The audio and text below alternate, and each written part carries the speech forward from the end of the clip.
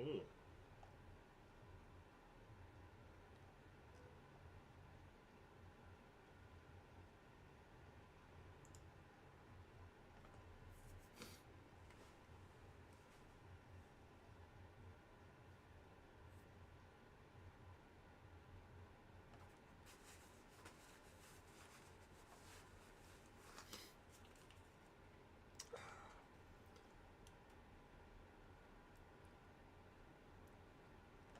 Let me see. What's going on, JD? Was it Elon flexing? What do you mean? You talk about the PlayStation outage?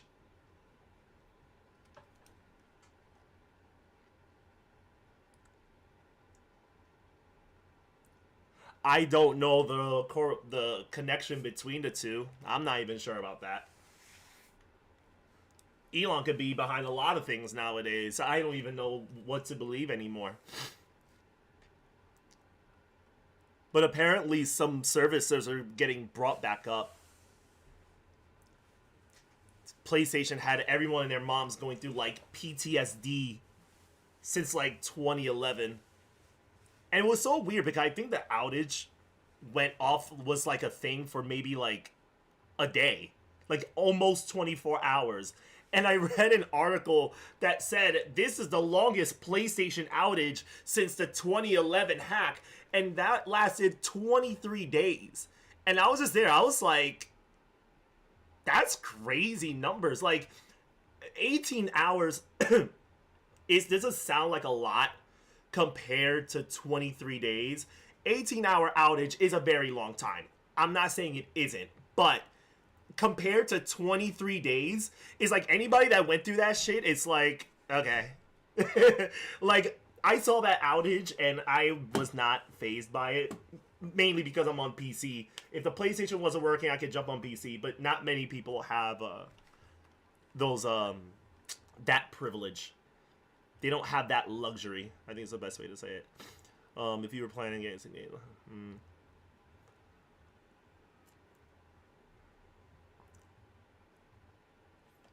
well, if you have a compromise, you better make sure you got that ish under control first. Oh, absolutely. I was actually talking about it on Blue Sky. I was talking about it on Blue Sky earlier today, and I was saying like I think the main takeaway from like the whole thing is just physical media, man. It's like you have like place like Sony and Microsoft are pushing for live service games very hard. They're trying to make their thing digital. It doesn't help that majority of gamers buy their games digitally nowadays. So the demographic that buys like physical media is gradually shrinking.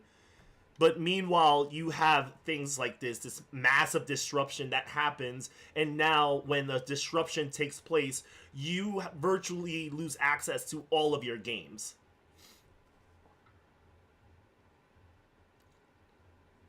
I want hard games, so physical media, yeah. And not even just physical media, just stop connecting your games to live service. That's really just it. Like if you are developing a game and there's a single player mode and you connect that single player mode to a live service, like just fuck you. Just entirely like fuck you. Like I hope you get nightmares when you sleep. Right, exactly. Just stop making it a license. Yeah. You had a lot of gamers that couldn't play their PSN titles because the PSN was down. They couldn't verify the license to say that yes, I own the license, or not own the license, but I do have a license to play this game. I bought this game. You're met with like an error saying we cannot verify this license, or you cannot play, or an error has occurred. Here's a unique code that basically says, in short, the PSN is outage is going on. You cannot access the PlayStation Network. It's really dumb. But I heard services are coming back, but it's very spotty.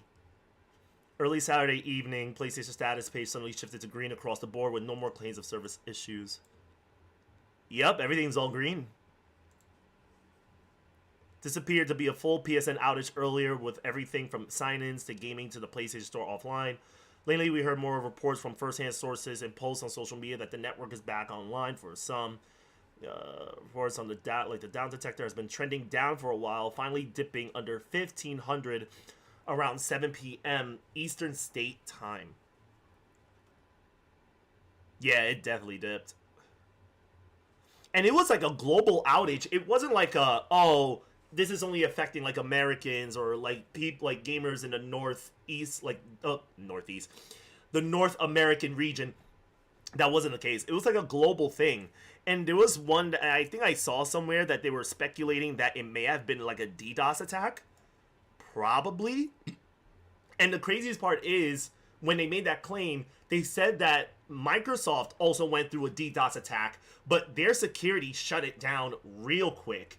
And then like a month or two later, Sony got hit with that same DDoS attack and they got caught with their pants down.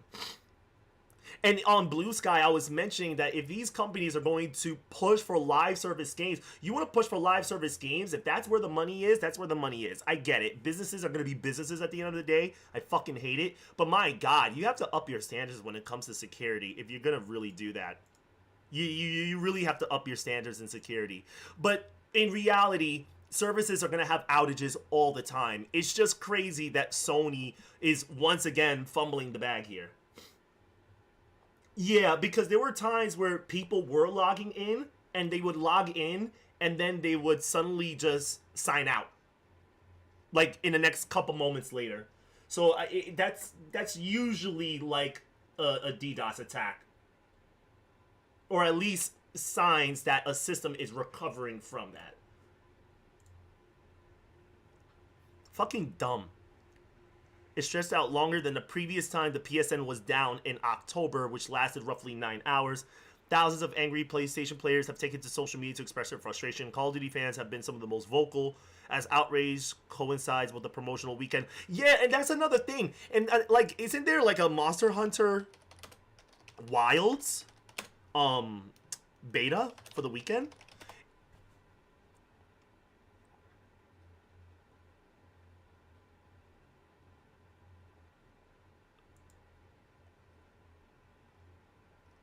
Yeah, there's like a beta that's going on. I have to download it. I haven't gotten around to download it yet for PC. The best thing about the Monster Hunter Wilds beta is that the character creator saves transfer to a full game. Oh wow. It's the only part of the beta that's transferable. You won't get any credit for hunting the beta monsters or get to keep any materials they drop. So why spend the time hunting when you can spend the time crafting your perfect hunter instead? You got me there. Whoever wrote this article is a salesperson. I could tell you that much. Got me hooked. West Fenland, I got my eye on you.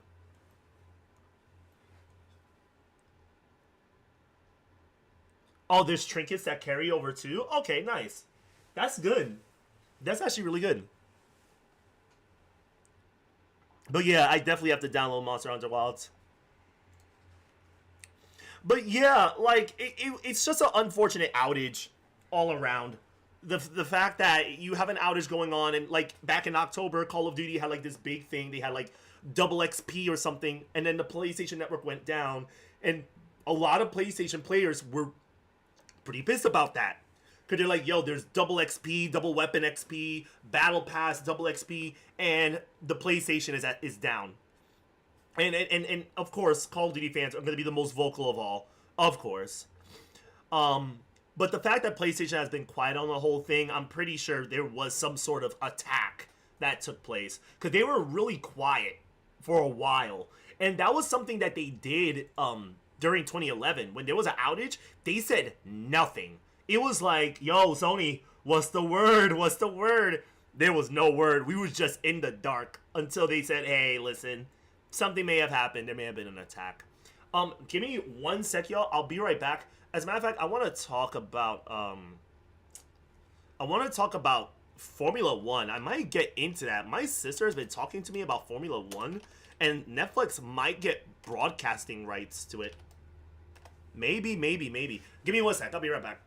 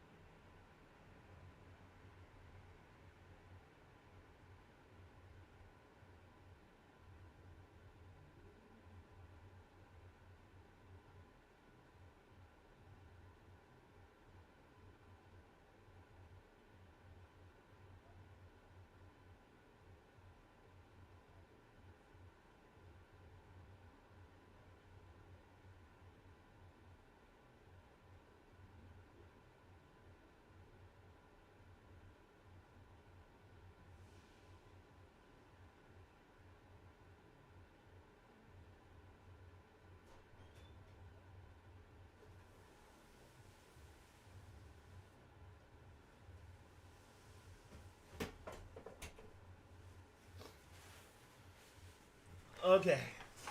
All right, I am back. Ooh.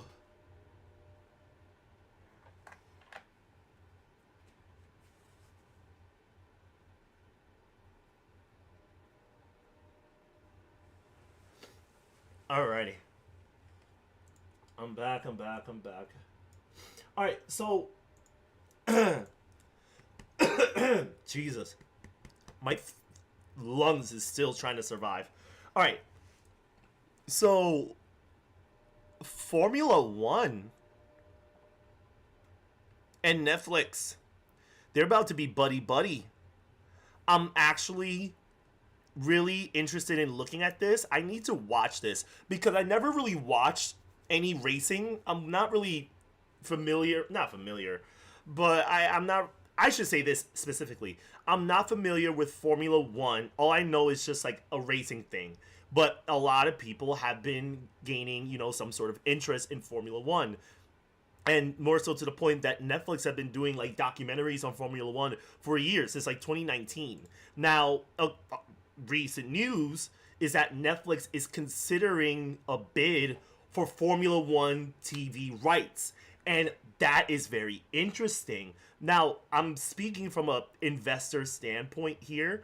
The reason why this has really caught my attention, first of all, my sister reached out to me about it because she knows I do the thing. And she was like, oh, have you looked into Ferrari? And I was like, no, what's up with Ferrari? And she was talking to me about Ferrari.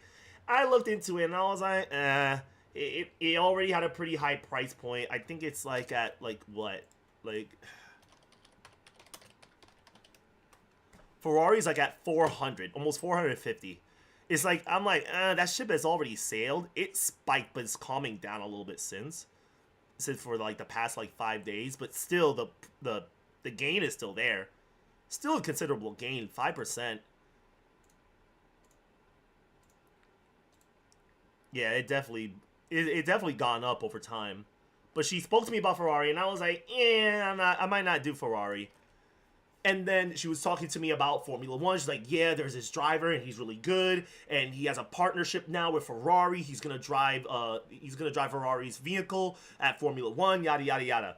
So my sister came back to me again, and this time she was like, Dev, you really need to look into Formula One, yada yada yada. You need to look into like a company that owns Formula One, known as Liberty Media. And Liberty Media, I believe, is it Liberty Media? F1? Liberty Media Corporation. They own Formula One in everything. So I was like, okay, that's pretty interesting. A mass media company founded by John Malone in 1991. So I was looking into that and looking at their stock.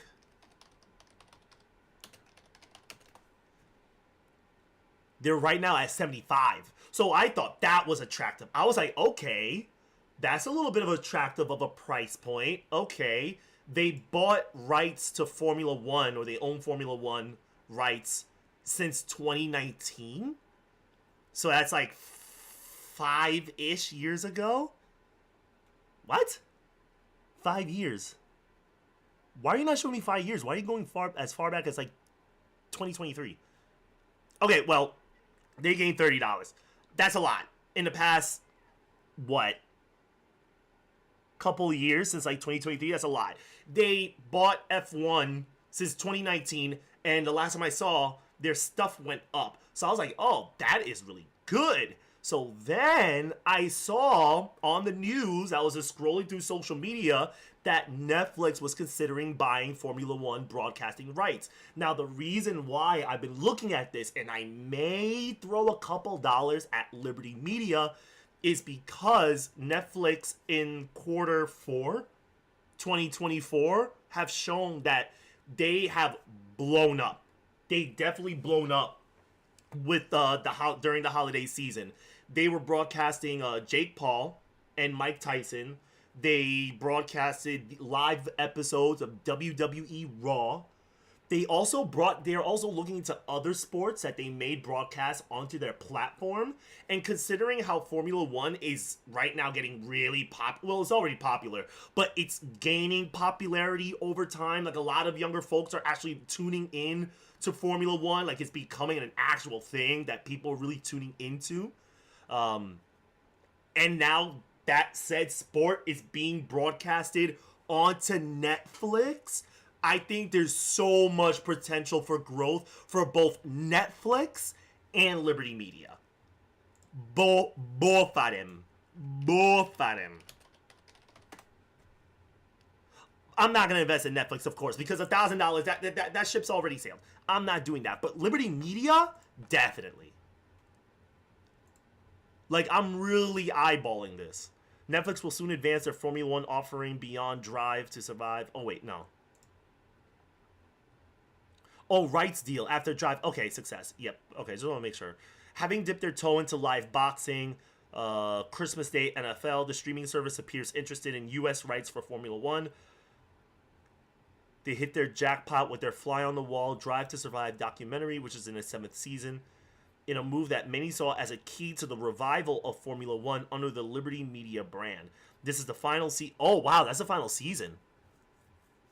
But it may see an extension, as it's understood that they could be built upon the F1 beachhead establishment by the series, which created stars such as Gunther Steiner with live racing content.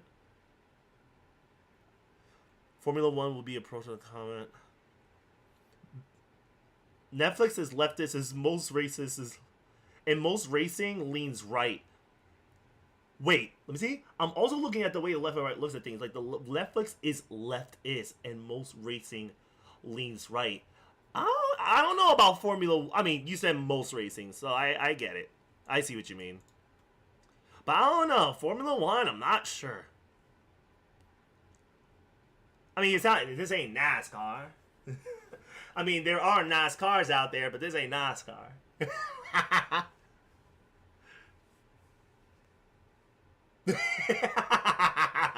But they are NASCARs. They are NASCARs. Formula One's rights in the UK, which currently sees coverage in Sky Sports, expires in 2029. The bidding process for the 2026 rights is set to begin in the next few months, with ESPN the current holders. But the US market continually grows, with Formula One calendar now housing 3 races across the pond in Miami, Las Vegas, and Austin. Ooh. And while there are further talks surrounding more races stateside, recent focus has shifted to the likes of African continent and Asia. That is insane. They're going global with this? The success for Netflix could see their rights hold catapult into mainstream, with the industry giant already winning U.S. rights for the next 2 FIFA Women's World Cups. Wait, what? Yo, is this where Netflix has been putting all their fucking money into sports now? They just looked at... I don't know if Netflix just looked at sports and said, yeah, let's do that. Let's do that thing.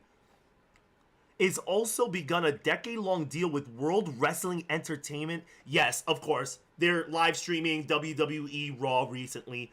Estimated to be worth $5 billion to broadcast live content in recent months. That is all bigly. That is big stuff. That is big stuff. I'm really looking forward to this. I will be keeping an eye on this for sure. But if I hear any word that, yo, Netflix and Liberty Media is pulling the trigger, I'm buying in. I am definitely buying in. It's time to take advantage of that rocket ship. Because you put F1 in Netflix, they're gonna have impressive numbers for quarter 2. I'm really looking forward to that. But anyways, let's see what else. There was something else that's been going on. What else has been going on recently, y'all?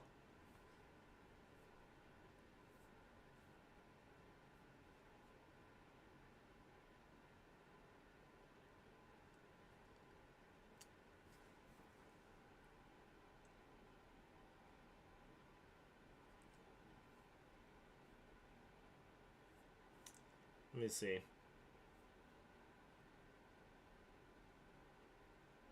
Speaking of WWE, I think they also, from earlier, a little bit of a sidebar, but it has to do with WWE. But I heard they also, fired some people. It's been a while since I've been in WWE, or at least was interested in it. But I heard they got rid of like a handful of people. WWE releases 10 stars let go from the company, including former champions and Hall of Famers. The latest wave of WWE release stars is underway with 10 reported departures since Friday night, including some former champions and WWE Hall of Famer. Authors of Pain, Paul Ellering, Cedric Alexander, Sonya Deville, Blair Davenport, Isla Dawn, Giovanni Vinci, and Good Brothers? Wait, Sonya Deville? Wait, no way. Wait a second. Her? Oh no. Oh no. What? Yo, I was just, this is the first time I'm looking into this. I was like, wait. Not her. The mass release of the first WWE was done since November, although that was only 3 stars. Releases come as companies begin its road to WrestleMania 41, arguably the most critical time period of the calendar.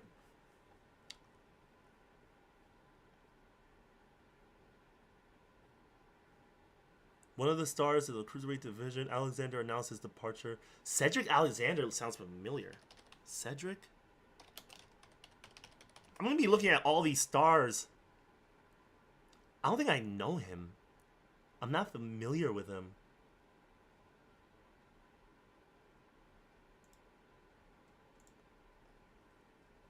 The leader of the Pure Fusion Collective will be leaving WWE as her contract will not be renewed, according to Sean Ross Sapp, a Fightful tag team specialist. DeVille won WWE's Women's Tag Team Championship with Chelsea Green in 2023, but had to release her title after suffering an ACL injury. She returned in May 2024, and a former PFC alongside Shania Baszler and Zoe Stark. DeVille last competed in the 2025 Women's Royal Rumble match last week. Blair Davenport? I don't know who that is. Oh, this sucks. And it's crazy because my coworkers, they love wrestling. And they talk about it often. But I didn't know who the people were. I just heard them talk about it. But I think the only person that I'm familiar with is her. That's insane. Fucking yikes. That really sucks, y'all.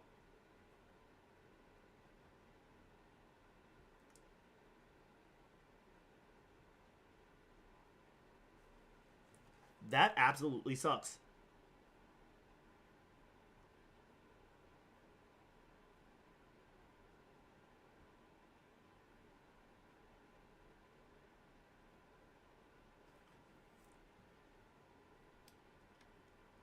The news has been getting crazy. I get so tired of going through the news nowadays because all you hear about is 2 people. And I'm not even going to mention their names, but all I hear about is 2 people. And I'm just there, I'm like, Jesus, can we talk about something else? Can we please talk about something else?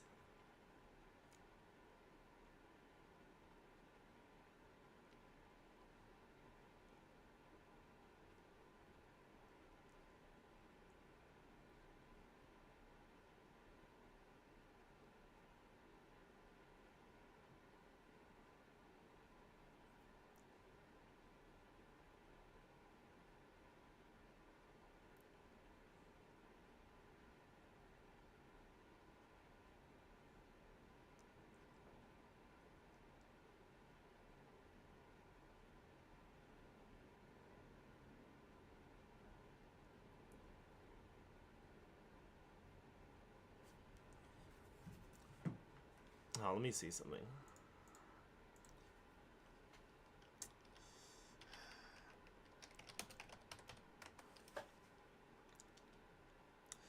Yeah, it's all about PlayStation. I know.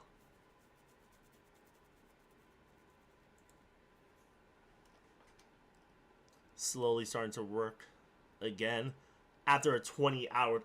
It didn't even feel like 20 hours. It felt like a whole day or two. Krispy Kreme giving away free donuts because of the PlayStation outage. That is actually, yo, I'm not gonna lie to you. Krispy Kreme is pretty on like top notch on their marketing. Like they'll take any inconvenience in life and be like, here, have a donut. Like there needs to be like a meme of like the Hulk, like walking up to the dude that's just sitting down, and Hulk hands the guy. I don't know who it is. I forgot who the person is. Hands a dude a taco or something, just casually.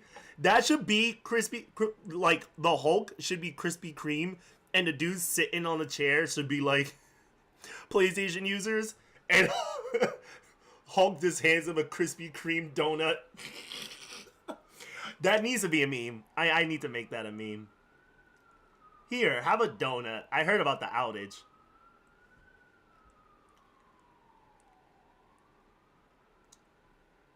Oh, I actually want to see Civilization 7. I've been wanting to get that game for a while. But I hear a lot of people saying that, oh, it's not so great, it is great, it's in the middle, yada, yada, yada. There's a lot of mixed emotions about the game, and it's making me a little bit worried.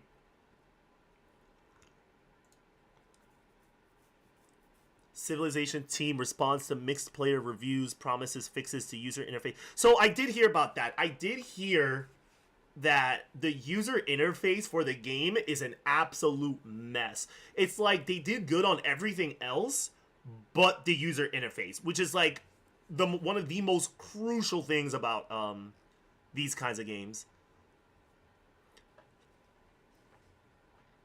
On Steam, more than 6,000 players always reviewed the game, giving it a mixed reception. Less than 50% of gamers' reviews are positive. Fireaxis responded in early feedback Thursday, confirming that the team is aware of players' criticisms. It said it will focus on 3 key areas to improve the game, starting with Civilization 7's heavily criticized UI.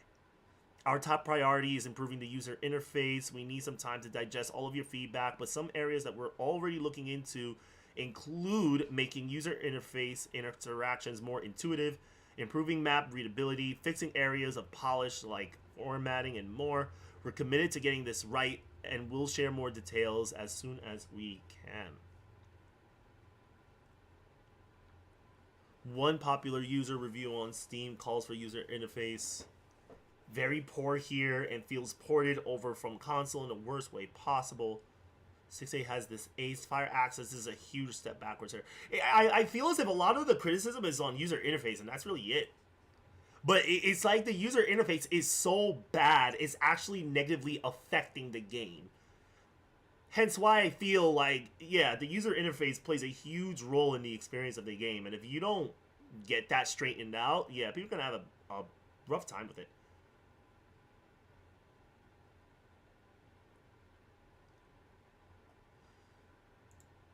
I wonder if there's like a video.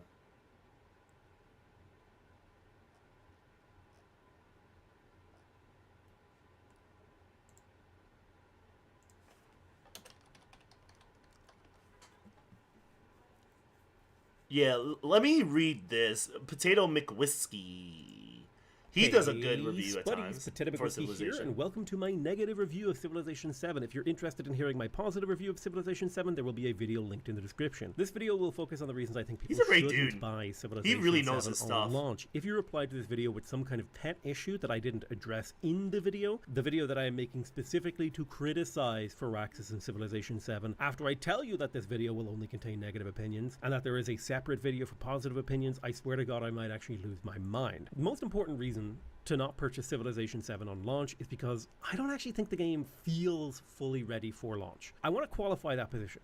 I think the game is really fun and in a really good place, but there are certain aspects of the game that I would have expected to be in a better state before launch. I'm talking about certain issues with the UI, bugs with the legend system, balance issues, things of that nature, right? Certain aspects of Civilization 7's package, they feel a little bit unpolished. Now, I can forgive them a little bit for this because it's hard to get all that stuff rock solid and ready when you have a I big, mean, I actually don't complicated like the project, font. right? and Like, the there's best way already to generate something feedback wrong is to get there. it into the hands of fans. I do think, though, if the game had maybe another quarter of polish, like another 3 months, it could have been ready. It could have been ready. I think it's coming out the gate like 95% baked. I actually like is how the it feels. tiles. Like, Maybe the 90, Fog maybe of War 85, looks maybe so 90, nice. somewhere in there. Okay, it feels like That it's a looks little, hot. it's slightly undercooked. Is my vibe on Civ 7. So really, what this is if that puts you off, it's a recommendation. Come back and check the game I out in showed like 3 months to a Kofi year. the shoes And we were if the looking game, at yesterday. She if agreed. you They need that look game to nice feel a little bit too. more polished, Yeah, jump right in there. you know, A simple those way to are sum up nice my opinion shoes, you about the know? state of Civilization 7 Here's on some good launch shoes. is that the gameplay and concepts Come on, are really man. interesting. Hopefully you and However, Coffee's Day was the nice. UI is an incredibly Hopefully the weekend is unpolished, treating you well.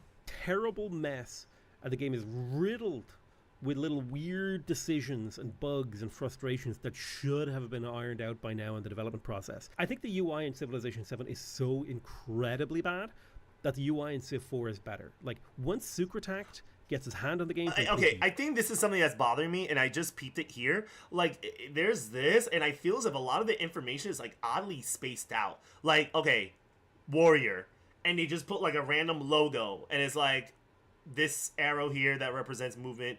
They put, like, numbers here, and then, like, icons, and it's, like, that's it. I don't know. It just feels really weird and very plain. I think they were just trying to, like, modernize, like, the user interface, but they just did it really poorly. I don't know, there's something about it that just throws me off. I'm not saying Civilization 7 is good or bad, but some people just rag on everything about a game and have nothing nice about it. What happens to just enjoying games how they are? I don't know. I mean, with Civilization 7, I guess they just hold the game to a higher standard because Civilization 7 is a very popular game in its genre. And I don't know. The user interface does play a huge role in your experience in Civilization. So if the user interface isn't good, then that means your experience in the game wouldn't be good. Sure, the game looks very nice. It looks very nice, for sure. But the user interface, I think, is the biggest criticism of all. And then there's probably some bugs and glitches they just need to iron out. I think that's basically it. I don't know. Civ 4 is that's better. why we're like, watching this, once because I really want to Supertact see gets his hand on the game to what's improve going the on UI. here. I'm sure it won't be as bad, but I really do think that's a sorry state of affairs when I'm gritting my teeth hoping There are that some a good impassable UI bad things mod about comes out this. to the game. Now, Seeing only a another few reason minutes that it of might be it, but the okay user or a interface good are the idea for you to crucial hold things. off on buying Some people Civilization knock 7 things is to the that changes the most difficult process. You smallest might not details. actually Oh, yeah, enjoy absolutely. the game There's when always you that buy it. I'm demographic. going to be honest with you, my first game or two, I was struggling. I was frustrated, and I was angry with the game. But after about 20 hours, I found myself really enjoying it. Now, I often scoff at people when they tell me a TV show or a book series gets good after a season or two, and I'm like, I'm not going to subject myself to mediocrity for a dozen hours to get the juicy reward, okay? I'm not going to... Okay, you know what's crazy? Do you know what's crazy? So, it's funny he said that, because there was a time, this is a little bit of a sidebar, but related to what he said. So, Tiffany, sweetheart she is, she wanted me to watch Steven Universe. I've never been the one to watch Steven Universe. It's not for me.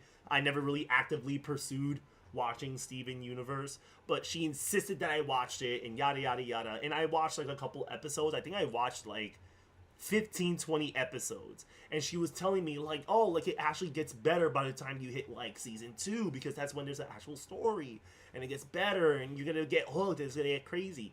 And I was sitting there and I'm like, okay, that's great and all, but I'm not gonna subject myself to a whole season of nothing just to wait for season 2 and for things to pop off. Like, you can't just tell people, oh, it gets better as you go along. Like, no, sometimes that's not the case. Some people just don't have the patience for that. So when he said that, I was like, yeah, sometimes that's a thing. Like, sometimes you just don't want to subject yourself to, oh, but it gets better, it gets better. Nah, man, like, first impressions matter sometimes. Yeah. But there's no story with season 1, so how do you cliff note season 1? I'm going to do it.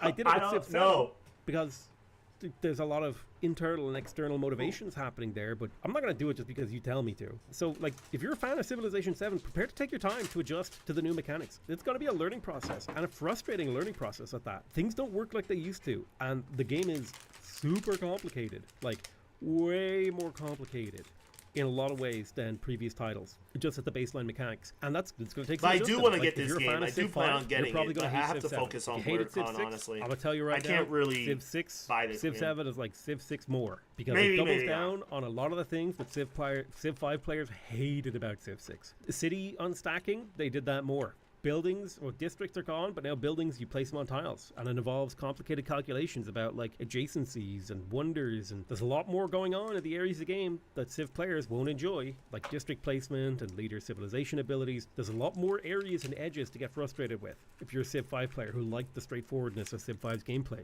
If you're a fan of Civ 6, I think it could very easily go either way. Many of the things that I loved about Civ 6 are missing. I loved and adored the art style in Civ 6. The leader artwork was incredible, and even though people called them Disney-ish, that's something I love. Disney-ish. The stylized leader models were really great in my eyes, and I hate the way leaders look in the new game. I'm probably in the minority in that opinion. I really loved how colourful the game was. It's a masterclass in using colour as a communication tool, which I think that's more of an opinionated thing. I think that's a little bit opinionated, but at least he acknowledges it. Capitalize upon. The game looks like a grey mess. When it comes to like actual information communication, it's terrible. I hate it.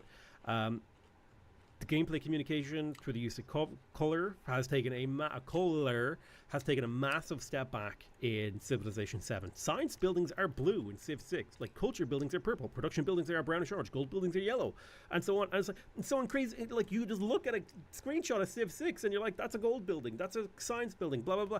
I can't listen. In Civ 7, everything looks the same. It all looks like it looks like somebody spilled a big old urban mess onto a buffet table. It's just a fucking mess. I wonder if Civilization 7 cities, they just like somebody spilled buildings all over the map. You can't tell them apart. It's a huge step back. You know, that was a crazy thing, and I think that was a discussion years ago when I was playing Civilization like 5 or 6 at the time. 6 at the time.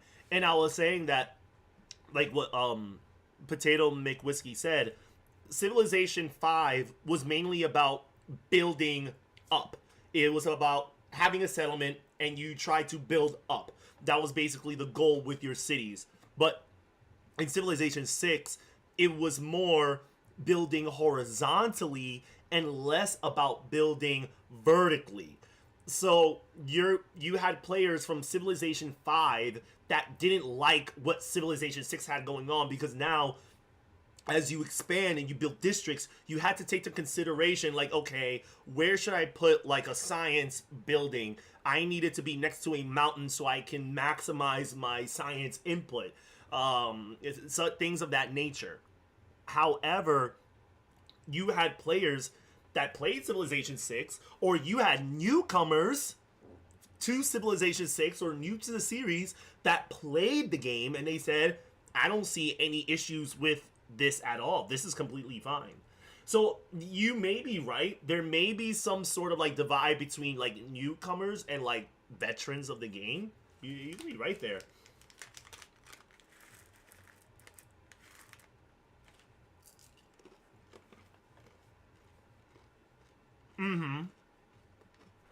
Could be. But I can understand when people are tired of systems being revamped. But 6 was definitely an introduction to that. Huge step back. I think they should have stuck to their guns when it comes to the strong color palette and the strong design. I think they overcorrected because of community backlash. They overcorrected in a game that was like the most popular Civilization game of all time, and I think it was a huge fucking L, and they fucked up. The UI and design of buildings in Civilization 6 were nearly perfect, in my opinion. The game is bright and gorgeous and everything, and Civ 7, by contrast, looks like a grey mess, and I suspect this is as a result of that overcorrection based on the huge backlash from the community on the art style of Civ 6, which was, I'm gonna just say it, if you think Civ 6 looks cartoonish, you're dumb, okay? That's my hot take. I'm gonna make everyone mad with this video. That's my goal. Civilization. That's crazy. Civilization 6? Hang on.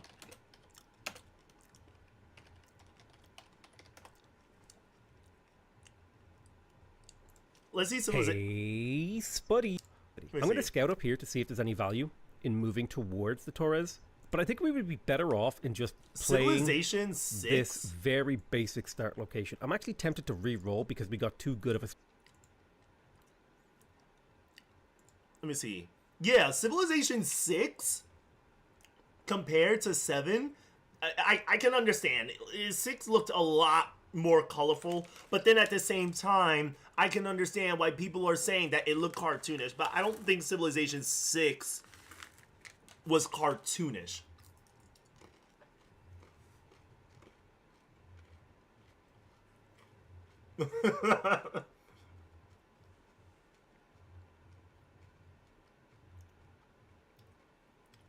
Yeah, that could be a thing. But I don't think you're relearning things. I highly doubt it. I don't think we're relearning anything.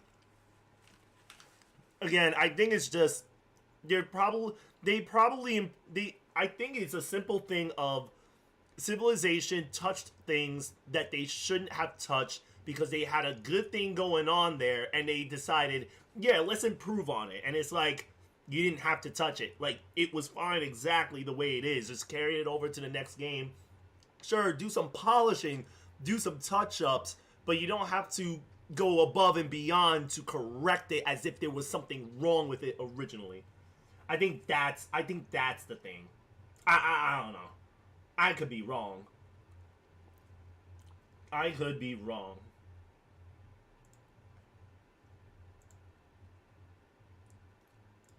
It beats me. Not relearning per se, but adjusting and figuring out new methods of all things. Right, right. Hey, thank you so much for the love. I appreciate you. Thank you, thank you. Touch your mouth.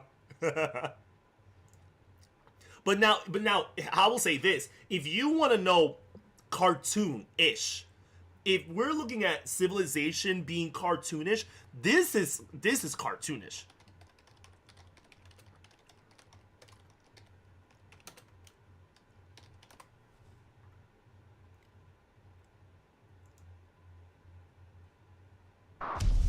Is that the turns are also This back then was a bit cartoonish. Civilization Revolution back in like 2014. No, not 2014. When you're playing Civ 5, what year was this? This is like 12 years ago. This was like 2013. No, this wasn't 2013. This was a lot longer. This had to have been like... This game came out... What year was that? Civilization Revolution... I think it was like 2008? Yes, 2008. Because it was during the PlayStation 3. And I remember it was in 2008 because because PlayStation introduced trophies and Civilization Revolution came out before they were mandated to have a trophy list for their game. That's how I knew. 2009 and moving forward, every PlayStation game that was developed needed to have a trophy list, and Civilization Revolution was just behind on that date. So they didn't need a trophy list. Their shit is actually really goofy and cartoonish, but it still attracted me to the game. They're fine on their own, at least. Like, this game was so simple. Like, if I had to introduce anybody to Civilization, if I had to introduce anybody to Civilization, this would be one of the games. Like, it's like, hey, if you don't care about the graphics, but you kind of want to know, like, the basics and the gist of Civilization, this is it. Like, this can ease you in because it took me a while to really understand Civilization. And I was playing a demo of this game and I got hooked and I got the game. My mom bought it for me. And then I started playing this game for hours, to the point my dad actually started playing it. And then both of us started telling each other, follow him. Like, like, it was that crazy. But this is cartoonish. What they're talking about here earlier is not cartoonish. This is not cartoonish. Or Civilization 6 isn't. Yeah, this is not cartoon. But I like the colors, I like the designs, I like the background, the user interface was nice.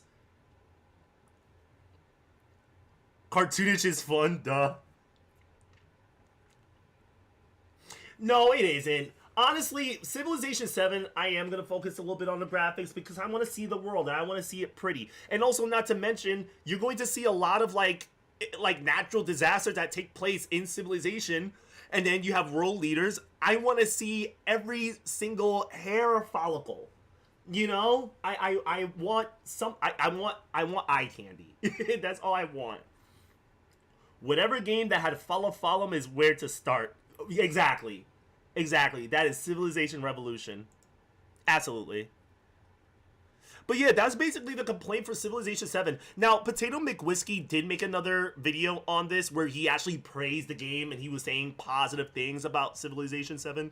So he's not trashing it. Like, you can already see in the bottom here, it says Civilization 7 is a masterpiece. So if you want to hear positive reviews about the game, he has a video on that, which I think is pretty smart that he did that. So no one can say, like, oh, Potato actually hated the game. And it's like, no.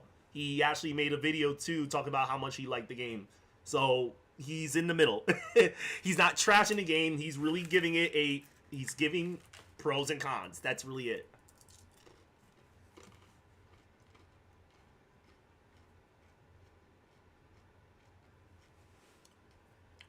Hair follows is crazy. Not the hair follows. Yeah, I need Unreal 7 engine. Listen, man. Listen. I want my religion, Vonism, in 4K resolution when I spread that bit across the land. I'ma spread that shit forcefully. And all the nearby civilizations are gonna watch.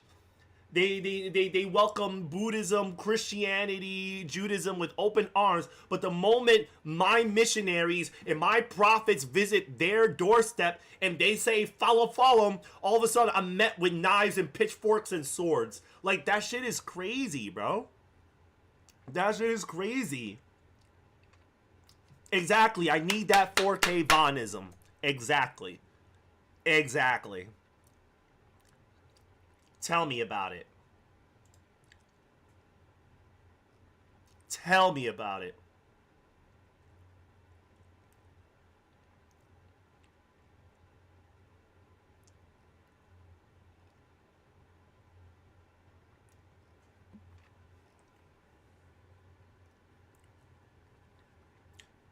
Fans angry over Sony's lack of communication after. Listen, man. The only thing good that's going to come out of this outage is a free game. They need to give us a free game.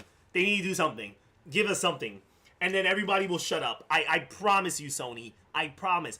Give PlayStation users what they want, and you will not hear about this again. I promise you.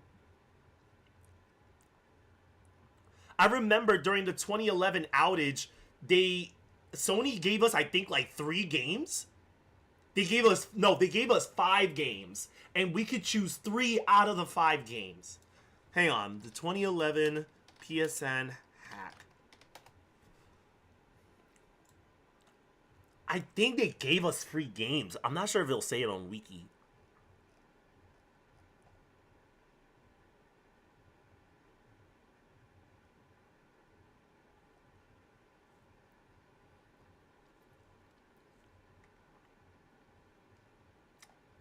Let me see, reactions, yada, yada, yada. Legal action against Sony. Compensation. Okay, in a press conference in Tokyo May 1st, Sony announced a welcome back program, as well as selected PlayStation Entertainment content. The program promised to include 30 days free membership for PlayStation Plus for all PSN members, while existing PlayStation Plus members received an additional 30 days of their subscription. Queercity? I don't know. Subscribers receive 30 days. Sony promised other content and services over the coming weeks. Hulu compensated PS3 users for the inability to use their services during the outage by offering a 1 week of free service to Hulu. Really? Wait, even Hulu compensated? Yo, but what does Hulu have to do with this outage? That is insane. Let me see. They too cheap for that. Unless they do worse and give us a free PS2. I thought you were about to say a PS5 game. You had me there. On May 16, 2011, Sony announced 2 PlayStation 3 games, 2 PSP games that would be offered for free from a list of 5 and 4 respectively. Okay, so you could choose 5 from 5 PS3 games and 2 PSP games out of 4. And the games varied by region. Let me see. In America, you could get either Wipeout HD, Little Big Planet, Infamous, Dead Nation, and Super Stardust HD. And then for PSP, you could get Little Big Planet, Mod Nation Racers, Pursuit Force, or Killzone Liberation. I don't even know what games I chose. I think I chose Infamous and Dead Nation. I think. I don't even remember.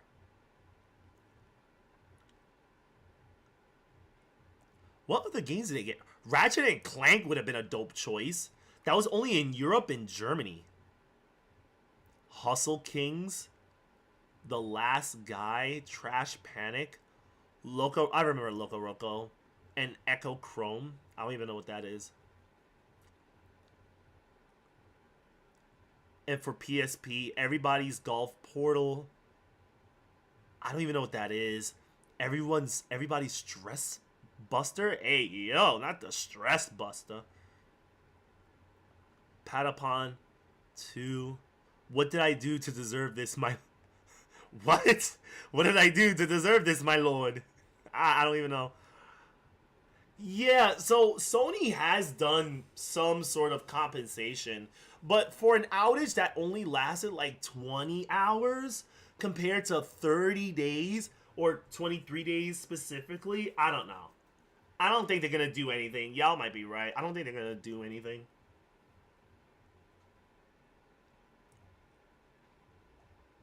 My God, this was a mess, though. This was an honest-to-God mess. That outage costed them $171 million. Sony is so lucky during that time that PlayStation service was like free for like PlayStation users, because oh my God, that probably would have costed them a shit ton of money. I think that damage cost would have been much higher if PlayStation users were actually paying for the service. But because during the PlayStation 3 days, PSN services was free, you didn't have to pay to play online, the damage wasn't that bad. Sony was actually paying a lot of money to keep the services free. It cost them a lot out of pocket, hence why when the PS4 came out, they were like, alright, y'all gotta start footing the bill, because keeping these services online for everyone to play on for free is crazy and costed us mad money. I definitely remember that. I was like, oof. I actually took that for granted. I'm not gonna lie. I kind of missed the days where we didn't have to pay for online play. I really took that for granted. I remember that was something I would shit on Xbox for. Like, well, y'all have to pay for your Xbox online play. PlayStation get to play for free. But I will admittedly say that the Xbox Live services were a lot better. They were definitely a lot better. Because I remember on the PS3, you can have PlayStation chat, like you can chat, like private chat. But the thing that sucked was that you couldn't, say we all wanted to play Call of Duty on the PS3. You couldn't be in a private PSN chat via voice and everybody can all play Call of Duty at the same time. If you wanted to chat with your friends while playing Call of Duty, everybody needed to be in a Call of Duty game in the same Call of Duty party, and then y'all could chat from there. But in Xbox, that wasn't the case. You could be in a private chat or Xbox Live chat and play games at the same time. So on the PS3, you couldn't do that. I never understood that. And it kind of sucked that we had to wait until the PS4 to even get that feature or to even have that luxury. It was really dumb. I was like, are you serious? But damn, bro, 23 days? I think the only game that I played for 23 days, because I was still at school at the time. I was like in 2011, I was a junior. I was like a junior in high school at the time, and I was playing MLB The Show. I was playing MLB 10 The Show. Wait, let me see. MLB 10 The Show? Yes, I was definitely playing this. Jesus Christ. I was playing Road to the Show. Oh, man. That really sucked. I wasn't a fan of the game, but I thought, hey, man, if we're going to play a game, it was going to be this. It was baseball season coming up. MLB 08 goated? Hang on. MLB 08? Yes. Yes, I loved MLB 08. Yes, you are right. MLB 08, the show for the PS2. I didn't like the PS2. I wanted to get it for the PS3. I remember the MLB the show and Call of Duty 4 Modern Warfare was the first two games that I ever got for the PlayStation 3 when my parents got it for me. That was the first two games I ever got. And I remember playing Call of Duty 4 more than anything else, and that's when I fell in love with the franchise. I was never the same since. I was never the same. Things were never the same.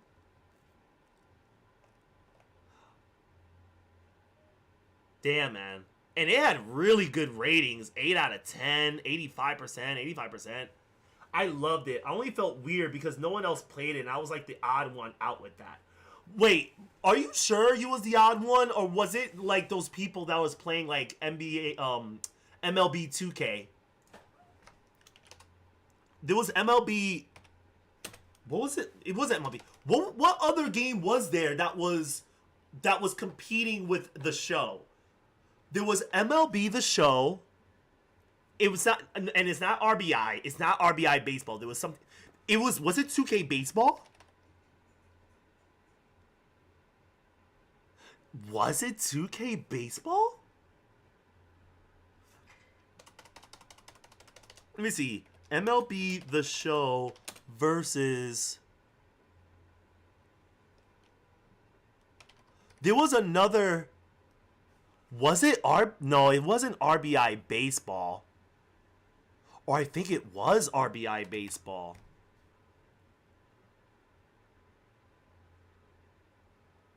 Nah, it couldn't be. It couldn't be RBI baseball.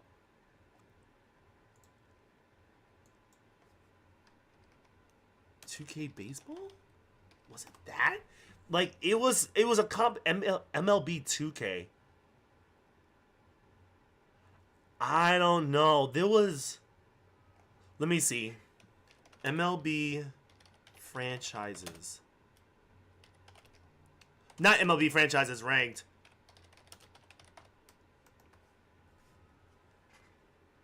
MVP. RBI. I remember I had like friends from high school that was playing this game. I'm not sure if it was RBI or. Damn, I am so. Oh, man.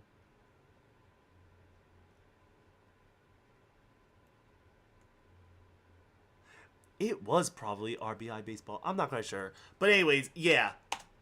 MLB was the shit. The show was definitely the winner.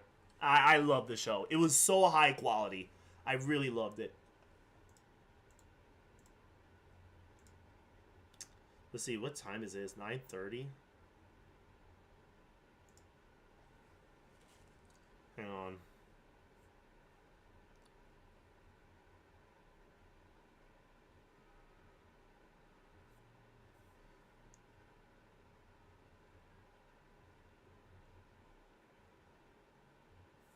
Ooh, hang on. Give me one moment. I'm trying to see what's going on out on the news right now. I'm just on Reddit, just scrolling through stuff.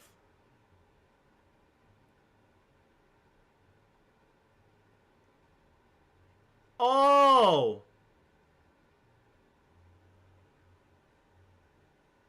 Oh. Okay, there was something that happened. Hang on. Guy poop firefighter truck. Wait, there was something that happened. Hang on. There was. Let me see. Hang on, give me a moment. Before I start searching some crazy shit. Guy poops while hanging.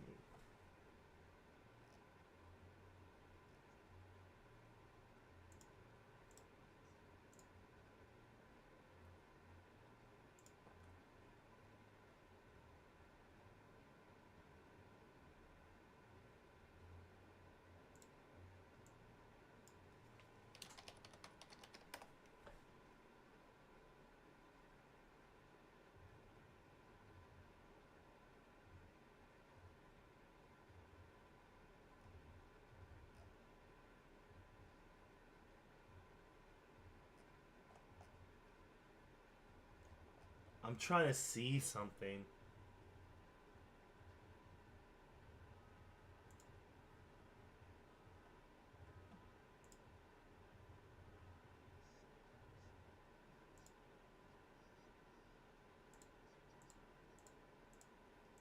I'm trying to find a video. Because I saw Moist Critical was talking about it, and I want to find a video.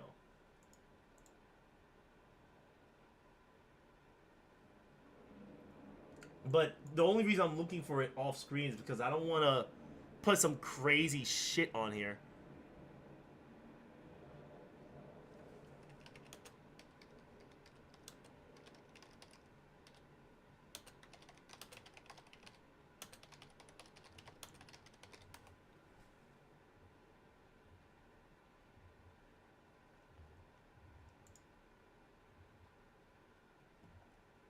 Damn, I cannot find it.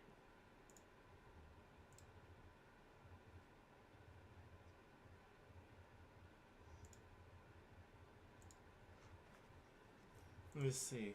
But y'all, if there's anything that y'all want to talk about, let me know. I'm more than happy to talk about it. I'm not sure if there's any other crazy videos that y'all have seen, but I'm here. I'm chilling right now. It's the weekend.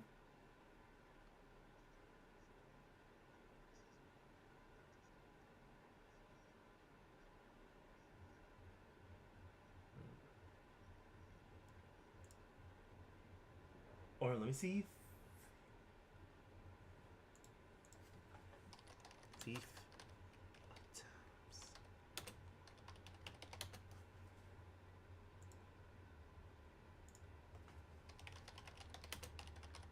Instantly regrets it. Let me see. Oh, this shit is trending. Alright, let's watch this. Alright, let's see. Make sure you take care of your parents as long as you can. Make sure you spend time. Something going on with them. I'm gonna get butt naked now.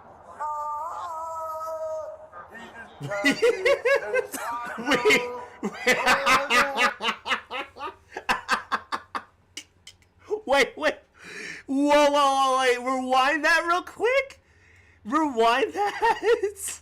I'm gonna get butt naked now. Jesus loves me. There's I know for the Bible and Oh. I did. Okay, can I just say I did not know that those wires is capable of holding up a human. I've always looked at those wires and thought there is no way those wires can hold a human. But I think, considering we're living in modern times, I guess those wires are capable of holding them up. Because you have two poles that can really just have wires that can just hold up a human. I guess. I just thought those were something that you see in cartoons and it doesn't really happen. Like, the wires are definitely going to pop off somewhere and you're going to fall and injure yourself. Brody's singing hymns and getting butt naked. What crack is he on? I want some.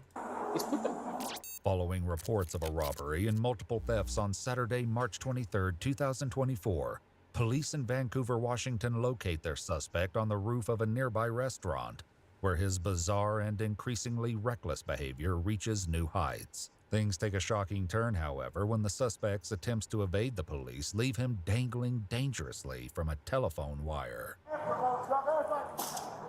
Oh The shit! following report is based on official police records and Yo, you saw that? Y'all saw that snap? I've always believed the wires would take us out if we mess with them. That's what I was thinking. That's what I'm thinking. Like, yo, like cartoons would beg to differ, but I've always looked at that and I was like, nah. Like, I think if a human fucked around, if they would find out, they would definitely have found out. That's what I'm saying. And mind you, I'm an OSHA officer. I would look at that and be like, no, you see, you can't do that, sir. That's really bad, you know? Well, electricity, humans, they don't go well together. We conduct that very well, you know? A little bit of water and that's it. Kablooey, you're going to fry there. You know, that's not good. We're going to smell burnt flesh in this neighborhood, and that's not good. Cartoons lied to us? Yo, when I was young, the fact, yo, you remember Buster from Arthur, that meme where he's like, you don't think cartoons would lie to us like that, right? Like, just make cartoons for kids to watch and they just lie to us like that? Like, like, yes. You'd be surprised how many things like cartoons show us and people actually believe it. Like, for instance, like, mouse love cheese. Mouse don't like cheese. Like, they like anything. If they can eat it, they will like it. Like, cheese is not like this luxurious thing that mice eat. And, ooh, I love cheese. I'll eat cheese over anything. Like, no. If they can eat it, they will eat it. They don't care. They'll eat shit, and they don't care. most of the footage has never been seen before until now. Just after 5 p.m., an officer with the Vancouver Police Department responds to reports of a robbery and assault at a nearby restaurant. When he arrives, he meets with the victim, Shayla, and her sister, Dana, the restaurant's owner, I wonder where to get this a took place. description of the suspect. Let me see. What did this guy look like? He was African American, I think. Light skinned, Light skin, a black puffer jacket, bald, no teeth. toothless. So the homeless guy comes in, says, I need to borrow a phone. Jumps over the counter, He says, said, I need a phone. The police are after me. I said, we can't help you here. You can take, because there's a front entrance and a back entrance.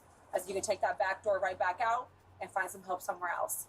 He said, why not, man? Why not, man? I said, please leave. Why not, We're not man? going to help you. Yeah. He reaches over the counter, grabs her phone. She screams, give me my phone. He starts booking it towards the back exit. We run after him. So he went out the back. Yes. Okay. After the suspect fled, he threw the phone to the ground and disappeared down the street. At the same time, another officer was responding to a separate call. So if you're gonna take someone's phone, what was the point of taking the phone only to throw it to the ground? I don't get that. Like, why would you put yourself in that position?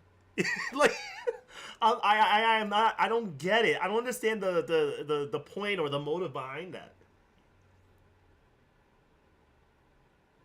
Taking reports of a male who have stolen power tools and bicycle in separate incidences in the same area. Oh, wow. All about a bike stolen from a yard and power tools taken from a vehicle in the same neighborhood. Neither officers yet realized the incidents were connected or that this string of mischief was only the beginning. The officer leaves the restaurant to search the area. Soon, multiple bystanders flagged him down, reporting that a man had climbed onto the roof of the nearby Little Caneo restaurant. The last place that we saw him was above, like by that power line. I don't know if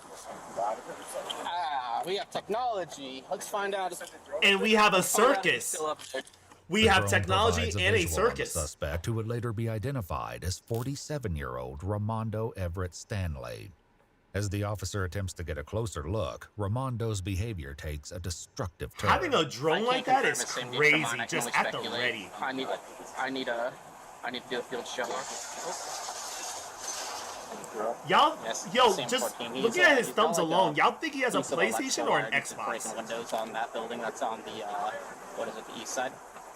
Like, his thumb really bends up, like it curves up. Like, those look like Xbox thumbs. Sir, we're a little preoccupied right now. We got a dude on the roof that's throwing things at us. Okay, well, if you want to hang out, we got to get him into custody first. We can't really take eyes off of him. It's 2 buildings. Police officers are busy. I don't know why people be bothering them. Like, leave them alone. Watch your heads. bricks off the building. While one officer keeps a close eye on Ramondo, another heads into the Little Caneo restaurant to speak with the employees and attempts to find a way onto the roof. There's no physical access in here, right, to the roof? No. Are you guys okay? Injured at all? No? No. Every time, whenever they work on this part of the building, they take a ladder. Okay. And from the parking lot. That's how they get up there. Okay. He came in here saying you're going to the floor and he's trying to hide. Oh. Yep. With no access to the roof from inside the restaurant, officers are left baffled by how he got up there in the first place. Meanwhile, an officer outside tries to talk to Ramondo, and the full scale of what they're dealing with becomes alarmingly clear. Let's go, Ramondo, let's go! What happened? That needle's a fentanyl. You got where? I think it will be. Okay. I got 100 units of fentanyl. Where? No, he said, "You. What happened? I got hundreds of fentanyl. Of what? Needles. Where? In my veins, or at least it will be." Yo, that is a crazy dialogue. That is a crazy dialogue to have back and forth with a police officer. Yes, you got the window. Right off the block, so I know how to make bombs. I'll blow the whole building. It's a pretty big building, so do as I say, and we're gonna get to the bottom of this. Oh, we'll definitely see the bottom of I'm having a this. real hard time hearing you. That guy. Yeah. Please don't pull on that. So that wood is going to break and you're going to fall. With a suspect who's potentially under the influence, getting him down safely before he hurts himself or someone else will prove challenging. Another unit coming in. I need you on the main street side. That's another entrance. You can get into another set of buildings. Thankfully, an employee is able to provide the keys to a vacant building next door to the restaurant. Officers prepare to breach through an upstairs window. Oh yeah, but they have baby. no idea Ready the or risks not, baby. Ramondo is willing to take to This evade is the capture. expansion right here. The four of us, because we got to get up here because he's breaking now. So. All right, so I'll be shielded and talking. You're lethal. Us lethal. I'm gonna go hands on him. I want you to jump into my ball. What you need? Don't worry about it. Get my ball, please. Don't worry about it. Just get my mom. But what did you take? Don't worry about what I took. I just want to talk to my mom for a moment. Just give me the chance to talk to my mom, please. Yep, I think he's hanging on the wires. Still hanging on. Let's go. Let's go. Move up. So be careful. Don't touch it. Don't touch it. Hey, man. We don't want to do this. Come on, dude. Hey, you talk. You talk. Give me your hand, buddy. No. So you're gonna fall here. All right. Ain't nobody climbing in. You're not there. Come on, man. Come here. What? Yo, drugs Hey, be man, and making you don't do. need no I don't want no blanket. Hey, you're gonna fall, man. I don't want you to fall. We got to reposition. That's good. Keep verbal to them. Jake, I'm going down. It's fine. It's fine. I wouldn't do that. Why don't you come down? That is Talk, man. crazy. Yo, I love the Jaws t-shirt I'll though. talk to your boss. Get him out here.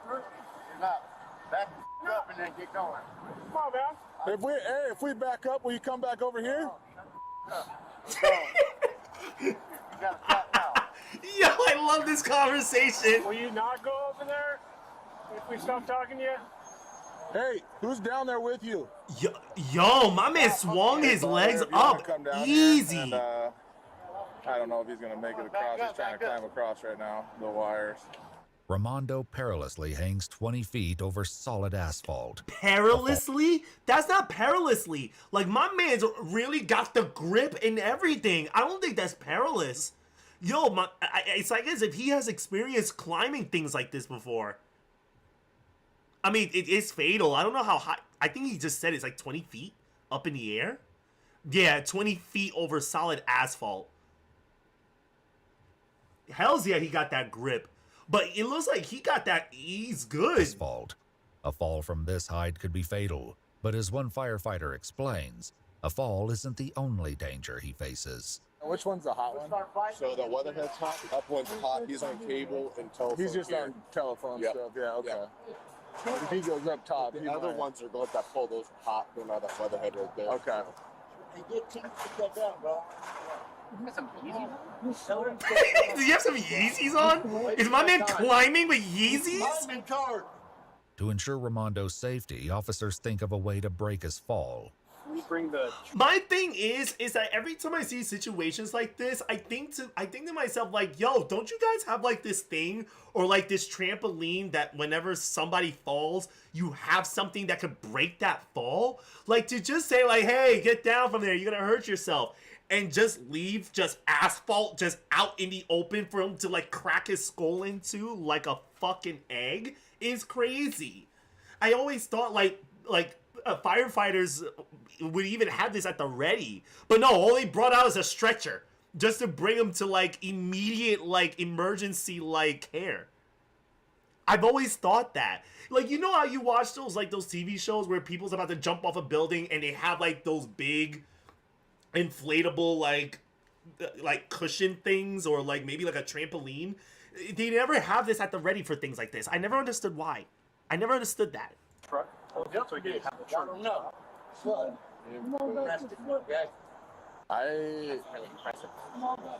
I would I don't want to lose. Firefighter. I don't know. Hey, children. Leave the truck. Make sure you take care of your parents as long as you can. Make sure you spend time. Something going on with them. I think it's reasonable. It's very important. The resource costs money they don't have. That is crazy. Not the budget cuts. Hey, can you get out of the road, please? Get out, bro. You guys there with your kids? You guys are going to need to go. You don't want your kids watching this. Get your kids out of here. If you're comfortable with bringing the truck up, then at least. Yeah. At least bring the truck, so if he falls, it's not that bad. I'm fine with that. Hey, when we do bring that engine up, I'm gonna hop on. we'll just have one up top, because if he jumps down, he's going to jump off immediately, and we need to at least touch down here. But if he stays up, we'll be up there in a second. Is that cool? Yeah. Firefighters begin to move the truck into position beneath Ramondo, but they quickly realize there's a flaw in their plan. A little bit more. A little bit more. A little bit more. Hey, he's already past you. No, he's already past you. Stop. Stop. Stop. Stop. Ramondo hangs from the wire with only his outstretched arms, leaving him one wrong move away from a treacherous fall. In the meantime, two officers take position on the opposite roof in case he attempts to escape across the wires to the other side. If he gets here, we're going hands real quick. Okay, sounds good. Because it's going to be a fight, and it's going to So take is all he those like people actively a little bit to get up here. avoiding the And I'm truck? trying to get him down. I don't know how we're going to do that. Sounds good. Let's just try to get him secured if he does get to the side. Back on the ground, officers attempt to reason with Ramondo, hoping an enticing offer may convince him to come down on his own. Hey, Rick, I got cigs if he wants a cig. Yeah. I got one. You gives me more energy. I'll give you one if you come down, dude. Yeah, like. I promise. I got him in my bag. I got a whole pack. You want menthol or regular? Here. He said you gotta light it though. Yo, the conversations that we be having is the craziest thing. I need to start watching more of these things, because oh my god. Oh man, I am a nosy motherfucker, and this really makes my night. I can't give it to you up there. What, am I supposed to throw it to you? Meanwhile, Yeah, an officer on throw the it roof up. calls I got it. Shayla, the victim of the earlier robbery, I can catch in it. the hopes she might be able to identify the suspect as the same man from the restaurant. Currently, there's a gentleman. He's hanging from some wires. And if you'll tell me if this is the same guy that assaulted you earlier today.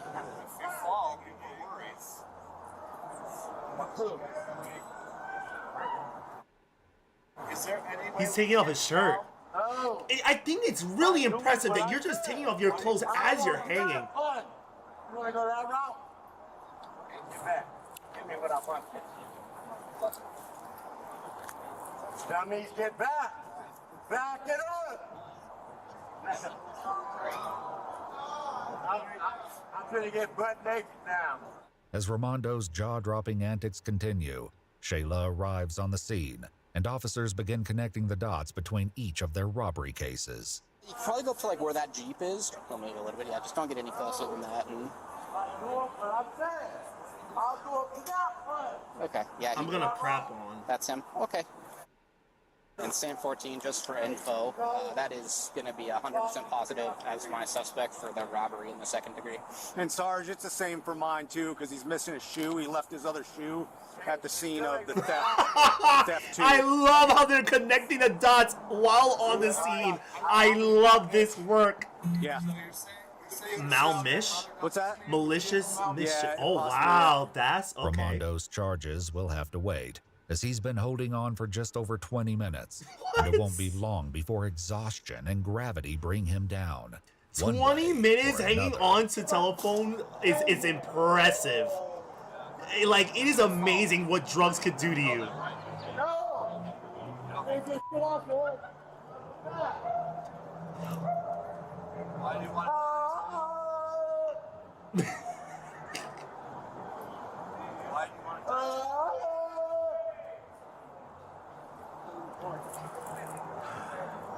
Back on the roof, officers are still puzzled by an earlier question. I wonder how he got on Yeah, that like, 20 minutes is really good. I can't do that.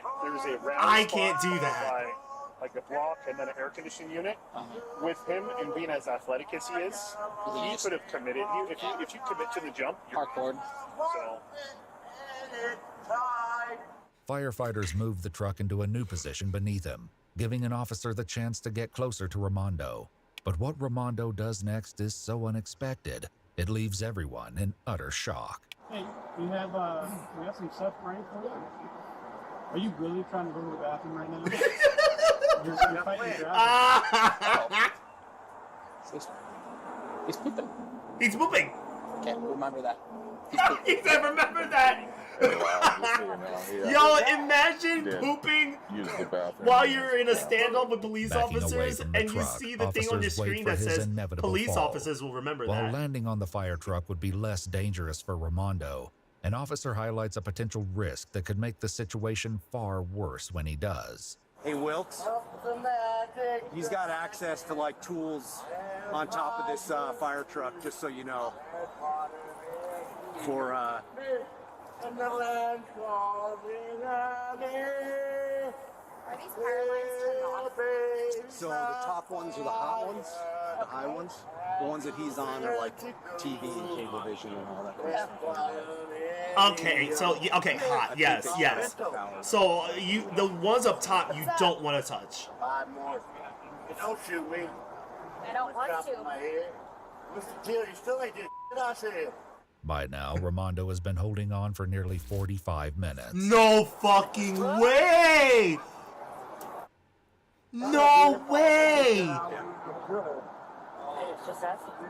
No, there's 3 other people. 45 minutes? That is a record. That is a record. Oh, he went down. Come down. Come on down.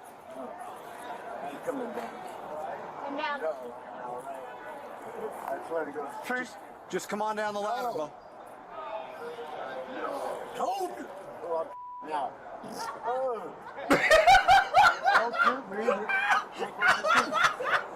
Oh my god, what a power move.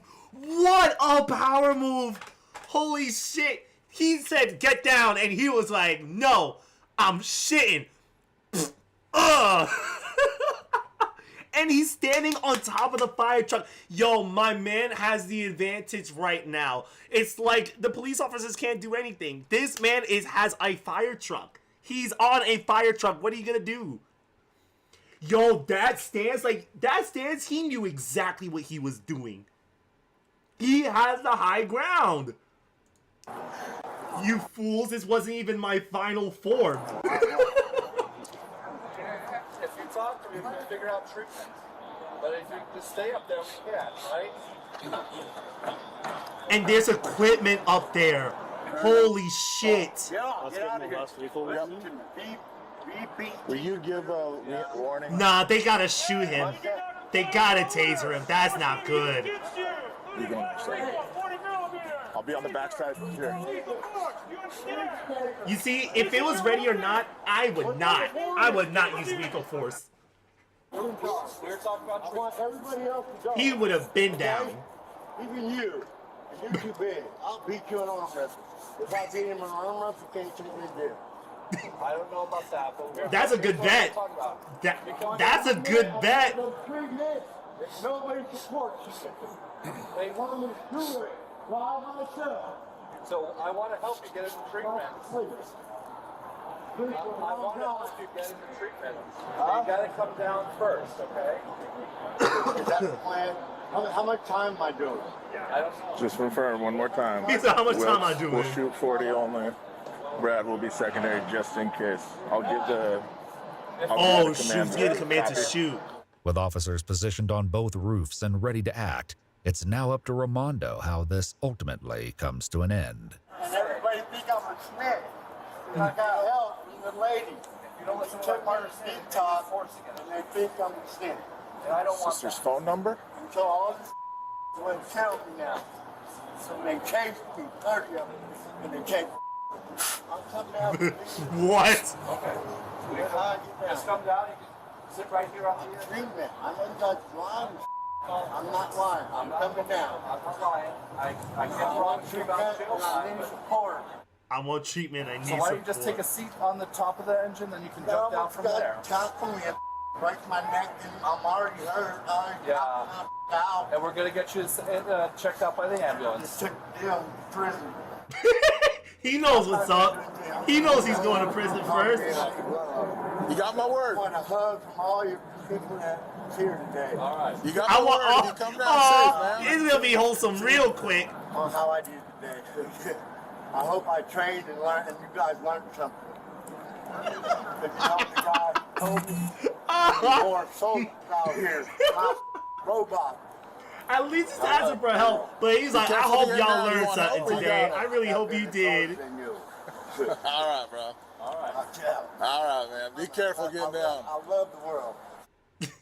Come here, bro. Come here. Give me a hand. Straight, bro. I didn't grab me. I tried. No, we Enough, bro. Damn. We gotta put your handcuffs. Make sure you ain't got no weapons on you, all right? I know. I love you guys. I want for real. I think you're here too. All right. I could rent through that. Well, I'll see all kinds of. I love you guys. I'll be a snitch. I want the sheriff's car. It was coming. I'll be a snitch. If he let me put my meth pipe in there, he took me to see him. That's why I said. Bro, love you, kids. You guys, I'm so proud of you guys. That is crazy. He wants to talk to paramedics. You want to talk to medics? He said his whole body hurts. Okay. I'm just kidding. I didn't give up. Mama, love you. Gerald, smell good? Gerald. You put some meth in there. Or some bomb. Meth in there? No meth. It's medicine. Meth is medicine for me. He's probably going through like a little bit of like not a withdrawal, but like symptoms now. Paramedics Like he's finally wearing arrive and off, and assess now the it's full kind of hurting extent him. of his injuries. Maybe. Go ahead and see it right I never there. took There those you drugs. go. I Go wouldn't ahead, know take a seat. any better. That's my broken thumb. You I see? wouldn't Broken know. thumb? But that's Yeah, right. we'll get it looked at here in a second. There you go. Oh, don't push me. Nope, other way. I know you gotta loosen this up. Love it. You want me to help you? Yeah, All right, sit up this way. It is not funny, but Jesus. It's like he makes it so wholesome. He's like, I love you guys. I want hugs from all of you. 47-year-old Ramondo Stanley was transported by ambulance to Peace Health Southwest Washington Medical Center. Upon his release from the hospital, Ramondo was booked into the Clark County Jail on multiple charges, including second-degree robbery and theft. He later pleaded guilty to second-degree robbery and 2 counts of third-degree theft, while all other charges were dropped. As a result, he was sentenced to 75 days in jail, with an additional 12 months of probation. 75 days ain't so bad. 3 months, that's like a timeout. That's like, hey, go to the corner and think about what you did. And that's basically it. That's really all it is. Crazy stuff, man. That is hilarious. But no, 45 minutes hanging on top of here? Yeah, we 45 minutes is wild. I'm not sure if we all have our personal records on how long we've held on to something suspended in midair, but me personally, no more than 5 minutes. No more than that. Like, sober, no more than 5 minutes. Like, you could give me my asthma medication. No, I'm not even going an extra minute on that. Nah, y'all ain't, Nah. But when was this? This was since, like, he did say, like, 75. Hang on, let me check that document. Because how long ago? They said March 2024. Expand on this? Let me see. Defensive attorney Lisa Toth. Reporter, clerk, A. Felcher. Change of plea. 1997. 87, 97, 07, 17. Dude's almost 50 years old. Date May 10th of 2024. Oh yeah, he's been out of jail. He's been out of jail. Defendant appeared. He was in custody. He did plead guilty. Yes, for 75 days. And then 12 months of probation. Defendant's been fingerprinted. Advice of right to appeal signed. Interesting stuff. That's crazy. Hopefully he's getting the help he needs. It's been a while since this incident happened, but I hope he gets the help that he needs. But I don't think he regretted that at all. I think the title was a little bit misleading. I don't think he regretted it. My man was too coked up to regret anything. Oh, that is insane. All right, what time is it? It's almost 10 o'clock, y'all. Okay, I gotta hit the gym. I think we're done here. I gotta hit the gym.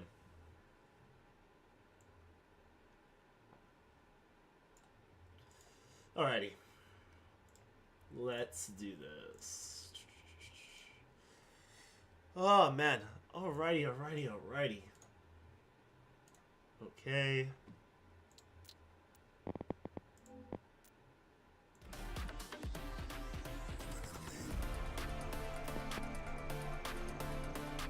Alright, it's time for me to hit the gym. Alright, give me 1 sec, I'll be right back, y'all. 1 moment.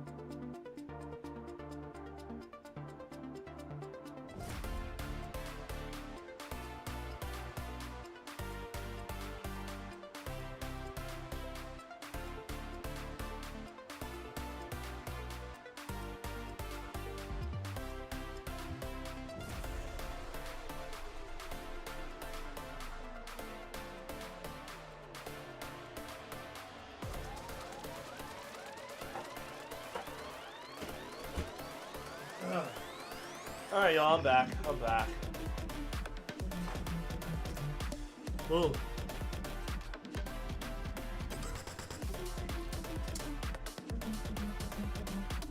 Fiend. My frog is a fiend for worms. He just attacked the roof of his enclosure to try to get the last one I was feeding him. Your frog sounds like an asshole. That's what your frog sounds like. Am I wrong or am I wrong? Maybe I am wrong. Maybe not all frogs are assholes.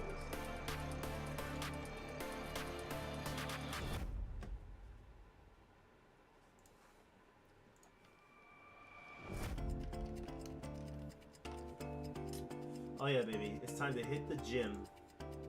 We are hitting the gym. Time to play some music though. Though I'm not gonna play it on stream because copyright reasons, but at least y'all can listen to music if you want to on the side. I don't care.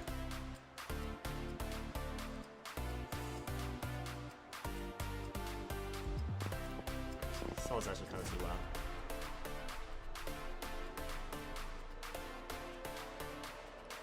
Let me see. Or no.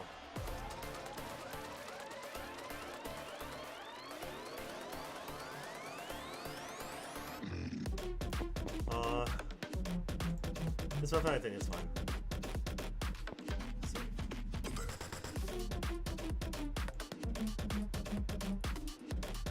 Charles Norris, what's going on, man? Hello, hello. What's going on?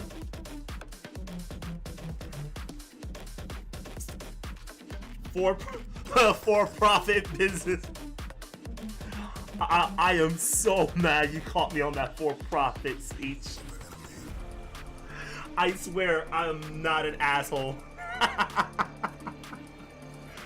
Pleasure to have you here, Charles. Pleasure to have you. All right, let's do a little bit of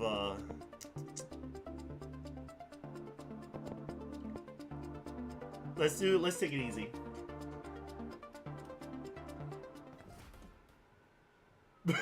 Pretty good. Good. Hopefully everyone's enjoying their weekend. I know I am, or at least I try to.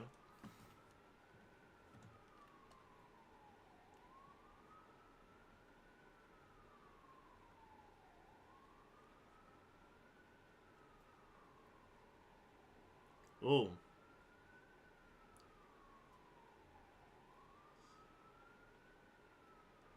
I feel sluggish. Oh my god.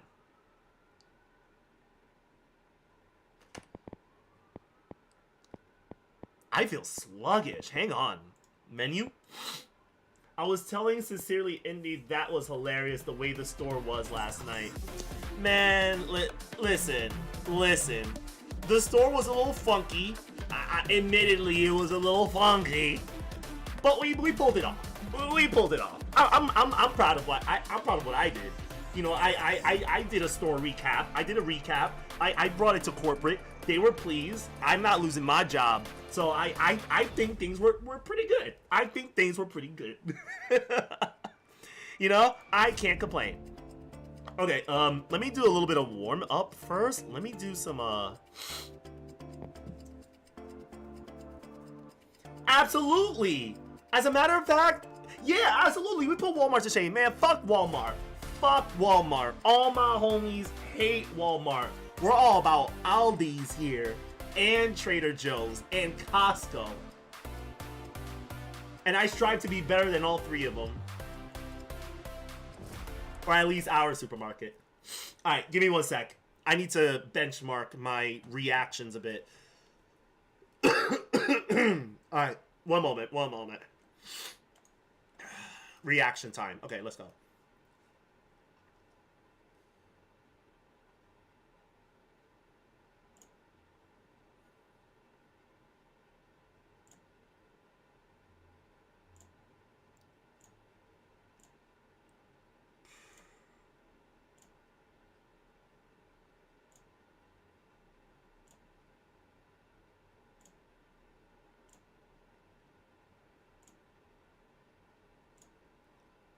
Ooh, I'm feeling it.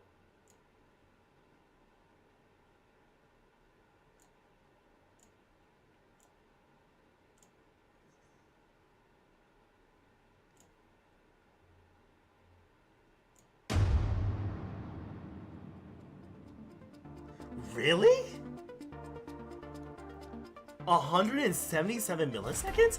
Why did I feel so sluggish? I feel very bad.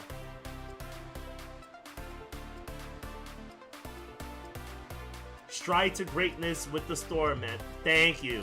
Thank you. There will be more greatness to come. Just keep a lookout for that. There will definitely be more greatness to come.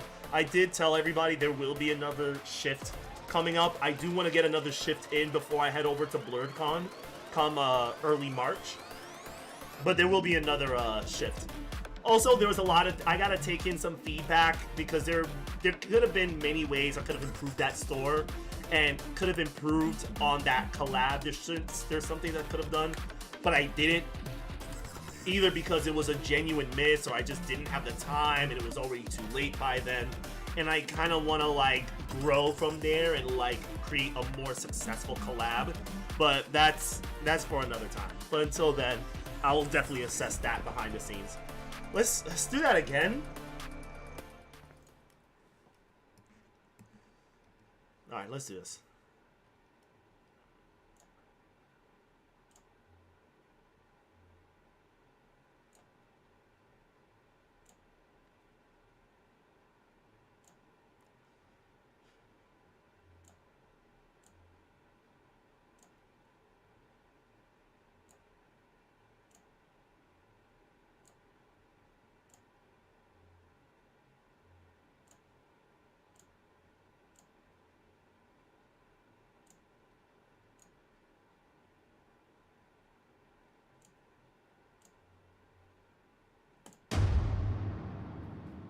$175.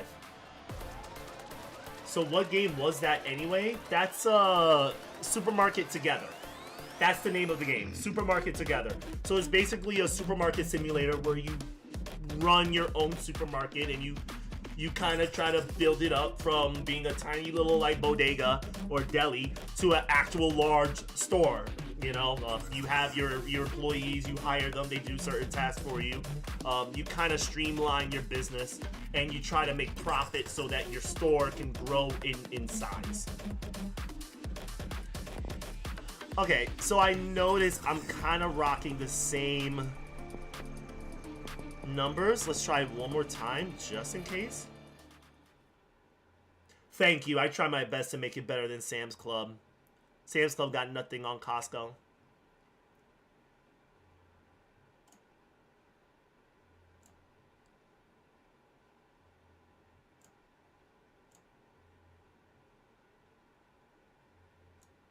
Ooh.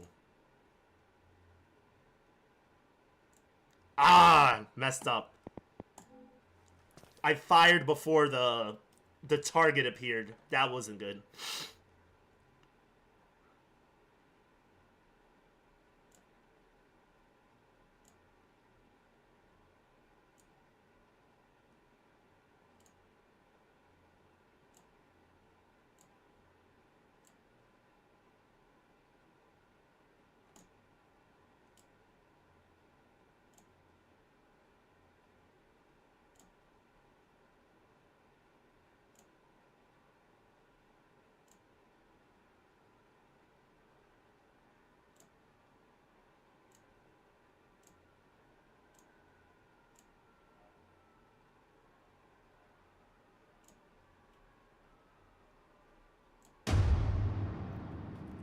A little slower. Yeah, that was a little slower. 194 milliseconds. Where did I mess up? Can I do a replay of that? Let me see.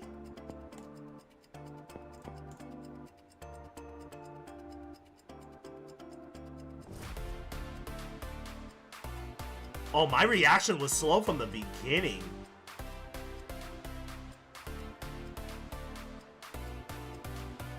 Let me see. This reminds me of the test that you do with the eye doctor where you click to see the ripple of water. Really? That's a thing? I've never seen that before. That's actually interesting. I actually would like to try that.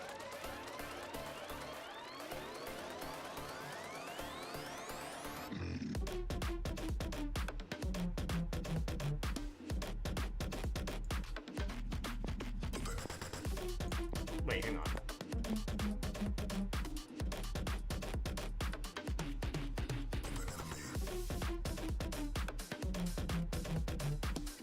It's very hard to tell where I messed up.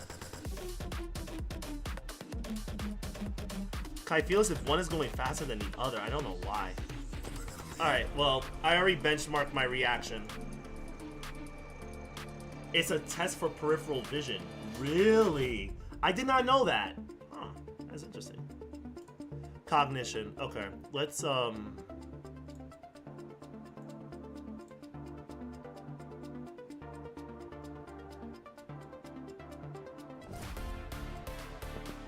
let's play speed. Let's play, detection speed.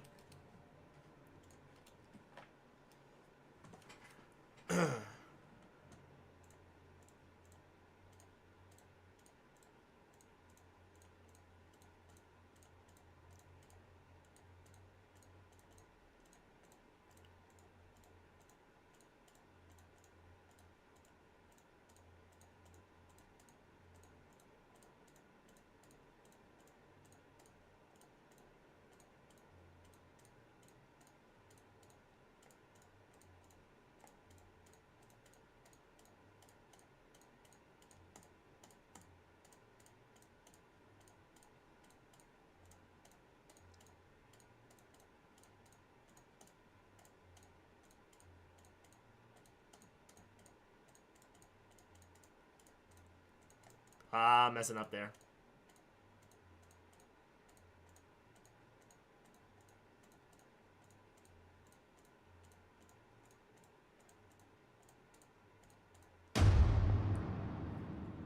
Ooh.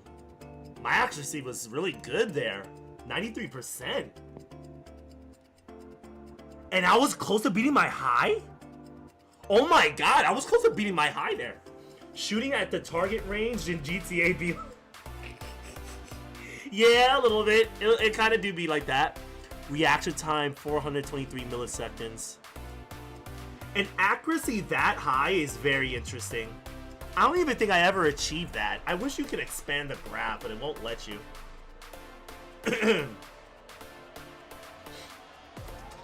Yeah, 93.9% accuracy is really nice. Let's compare that real quick and see where I messed up. So the top is the current performance and the bottom is the best.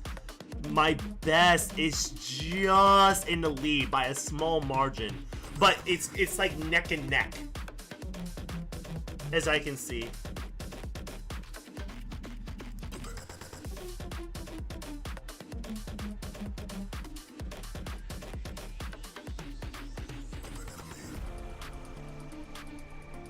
And then I was in the lead too, so I choked at some point. There had to be a point in time I choked.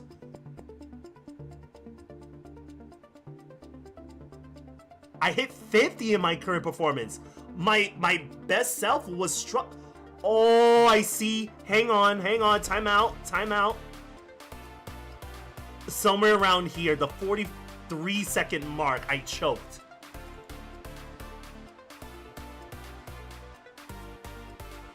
Yes, right here. Right there. That's where I choked. That wasn't good. And then my previous best, or my best, started taking the lead from there. Wow, that's crazy. If I held it down for like another 10 seconds. What's going on, Kyle? How's everything, man? Prodigy, you are 2 steps ahead, bro. Man, I try my best every day. I always try to be 1% better. It may not be 2 steps, but at least I'm 1% ahead. 1% ahead of myself every day. Thank you for that. I really appreciate it, brother. Let me try that again. I know I got that. Let's try that again. God. Hate my lungs. All right, let's go.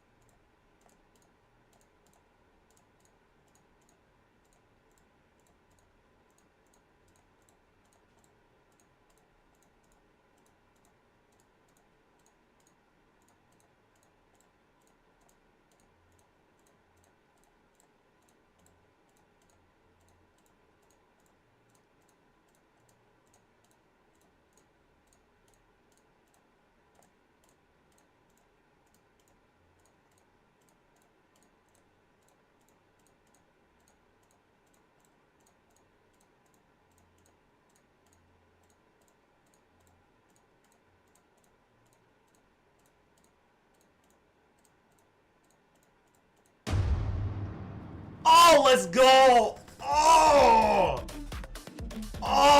to the moon. To the fucking moon. 100% accuracy is crazy. That is crazy, and I hit a high score on top of that. Let's go. Let's fucking go. Yo, that's that Hawkeye. That's that Hawkeye. Hawkeye did that. That's Hawkeye, man. That's all Hawkeye. Always fit for the present moment these days, so it's always a good thing. Right, exactly. Especially with aim labs, it definitely helps me stay on my toes and stay sharp. At least for my age, you know, because all these youngins nowadays, they got too much time on their hands. I just be tired from work and motherfuckers just want to shit on me. And all I hear in the VC is just, get shit on. Get shit on. That is still really good, impressive numbers, y'all. Really good numbers. I saw something. I was like, nah, I think I got this. Give me a moment. I got this. Oh, man. Okay. Alright, and finally, I need to work out small little muscles. So, I'm gonna be doing something silly. This is not really taking things a bit too seriously. Like, shut up and go to school, kid. No, honestly, just go to school. Customs, tasks. Alright, this isn't a serious exercise, but this is me. I just want to, like, loosen up, like, small muscles in my mouse hand. I'm just gonna do 3x3s.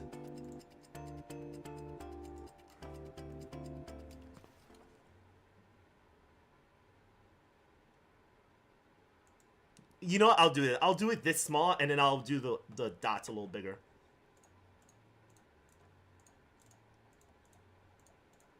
Ooh.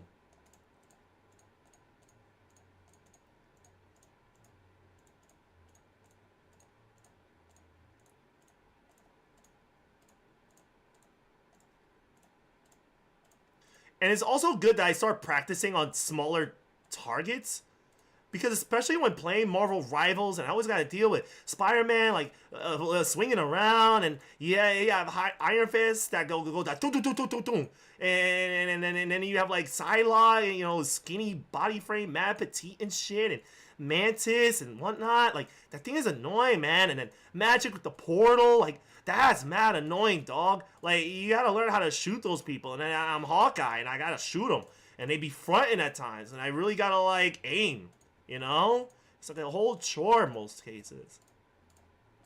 Or at least you want to hit them with, like, the headshots. At least with headshots. So are these, like, sensory activities? Because they are very interesting. So this is basically a software known as AimLab. So AimLab is basically a simulator that you can use as a software tool to help you, like, hone on your aiming skills. There's a lot of fundamental things to learn about aiming. Like, aiming is just simply just pointing at a target. But there's much more to it. There's clicking, there's flicking, there's tracking, there's static, there's dynamic. There's a lot more to aiming than what it appears to be, you know? When you play games like Rainbow Six Siege, if you're a fan of Rainbow Six Siege, a lot of those games only allow a small margin of error. So if you see a target, you need to flick and hit that target because you may die if you miss your shot.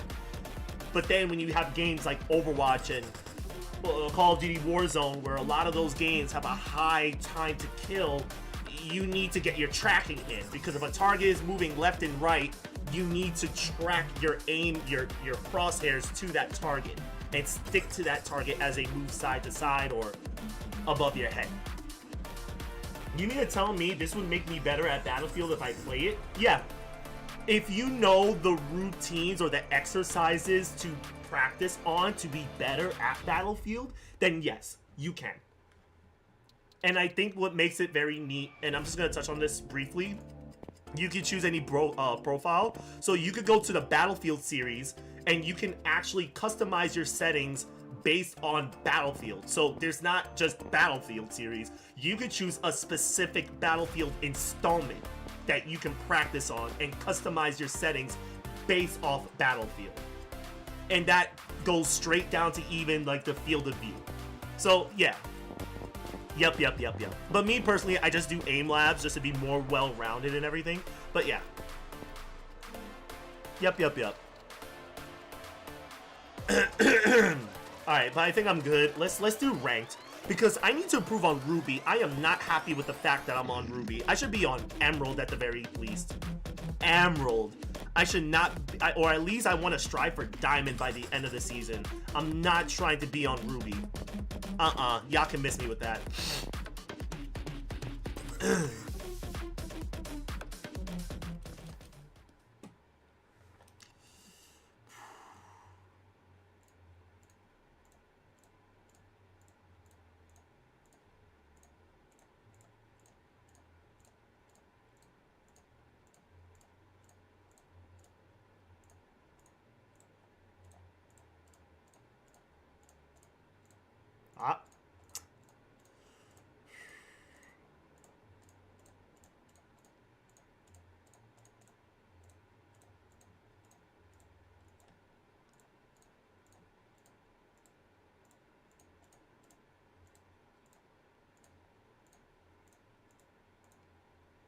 I love how I missed that. And they're like lined up.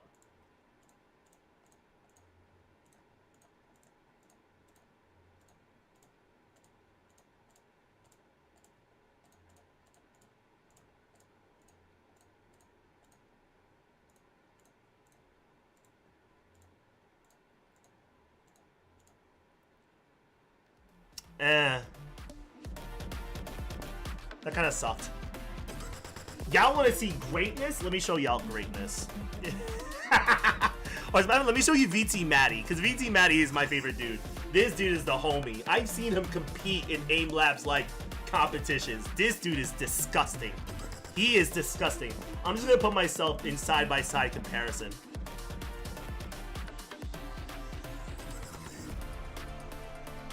That is... Let me just expand him real quick.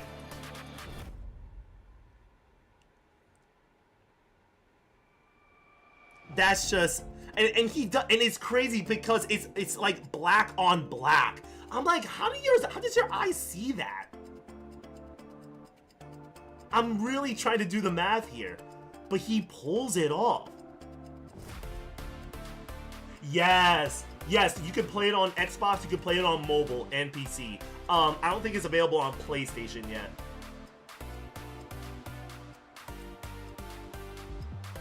But yeah, his shit is crazy.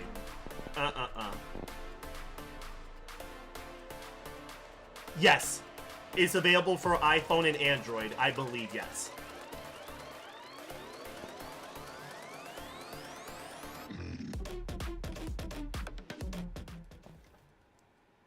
Give me 1 sec. Settings.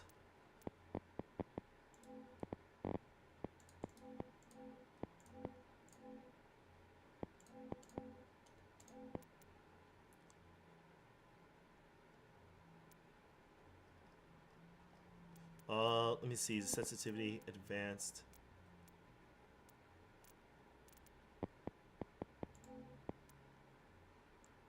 As a matter of fact, hang on.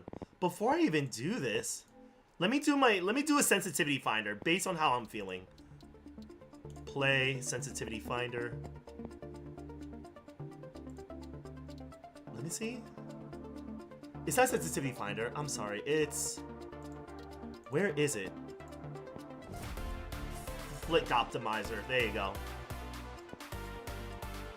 Alright, 10 minutes. 10 minutes. Yeah, it's at 800.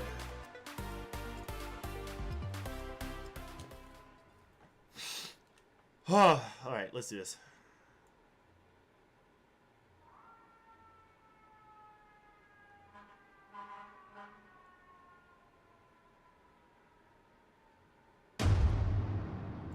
Skip countdown. This is going to be very quick stuff. Quick exercises, just to find my sensitivity real quick.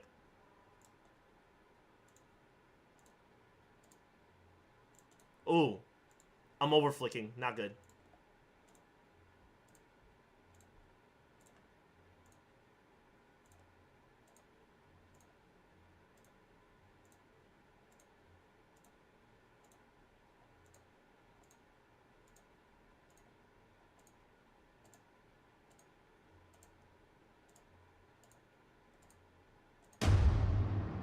Skip the countdown.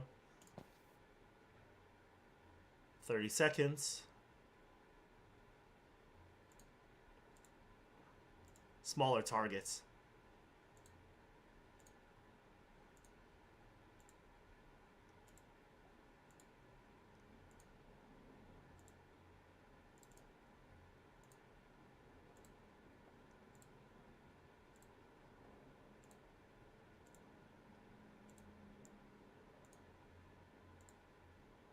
Sensitivity is a little bit too high, but this is part of the process. They're just trying to see how you perform with high sensitivity and then with low sensitivity, and then it tries to find a mid ground for you. I would recommend everybody do this like at least like twice every time you're playing aim labs.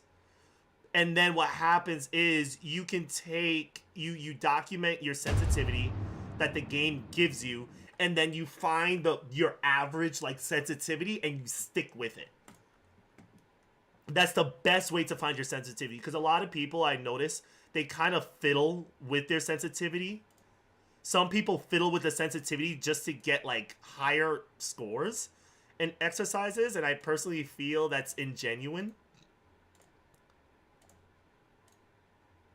And that shouldn't be the case. It's almost like, you know, you're trying to do like a, I don't know. There's like a gym equivalent to it that I want to say, but I don't know the terminology of most things, so I don't even want to make a fool out of myself.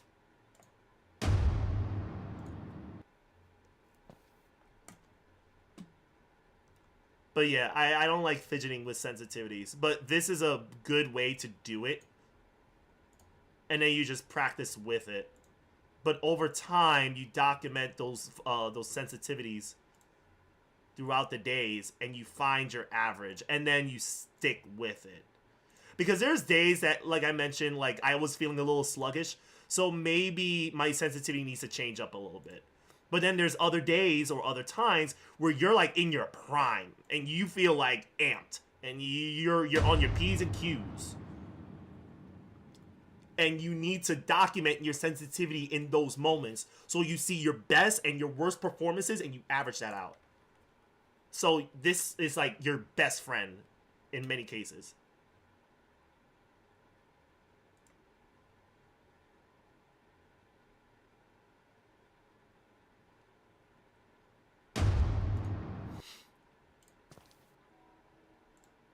Yeah, go ahead, download it on your phone if you want to. Please, please, please. It's really great. It's a great tool. Because I know there's people that play like Fortnite on their phones. They're playing like Call of Duty Warzone on their phones as well, I'm pretty sure.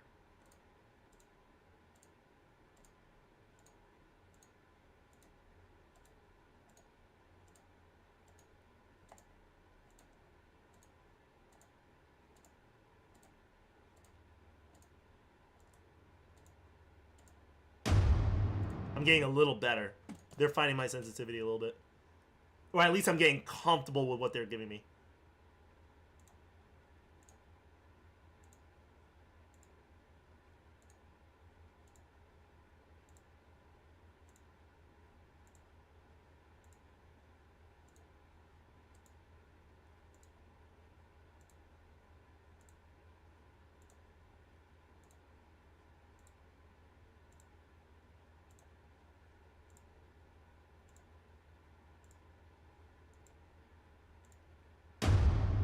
Skip the countdown. Jesus, 37%. It's taking a while. It's not a reaction time trainer, but you can practice on your reaction time. You can. You can measure your reaction time on a certain exercise. I'll show you the name of it, and you can measure it. I will definitely say, if you really want some sort of benchmark, not a benchmark, a good reaction time is no less or no higher than 180 milliseconds. If you can average less than 180 milliseconds, your reaction time is on point. Anywhere less than like 160 milliseconds, that is inhuman. Inhuman. That is some superhuman type shit. That is some stupid quick reaction. Like, yeah, like, less than 160 is crazy. I think the fastest reaction on average I ever achieved was like 164 milliseconds. I never gotten any lower than that. And that was probably like last year, 2 years ago when I was doing this. And I think it's also good to keep track of that because sometimes as you age, your reaction time does kind of wither a bit. So it's good to keep note of that and see where you stand in things like that. And that's not a bad thing. You know, it happens. You know, it happens to every athlete too. We've seen where they go. But you start to learn better about yourself. No, it is. Definitely. Like, imagine playing against somebody with 160 millisecond reaction or less. Like, that is diabolical. That's... like, you barely have a chance to react to somebody if you was, like, running on them head on. That's scary shit. Scary, scary shit.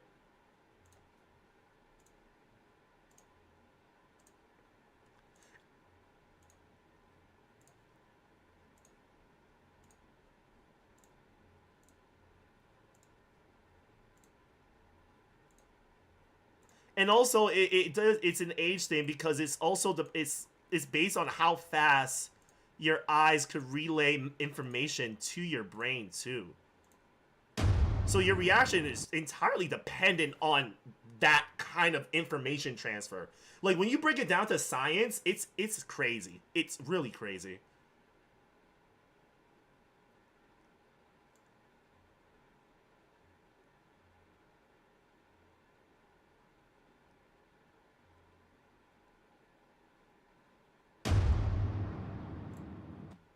We're like halfway done. Jesus. Oh, I forgot what I was doing.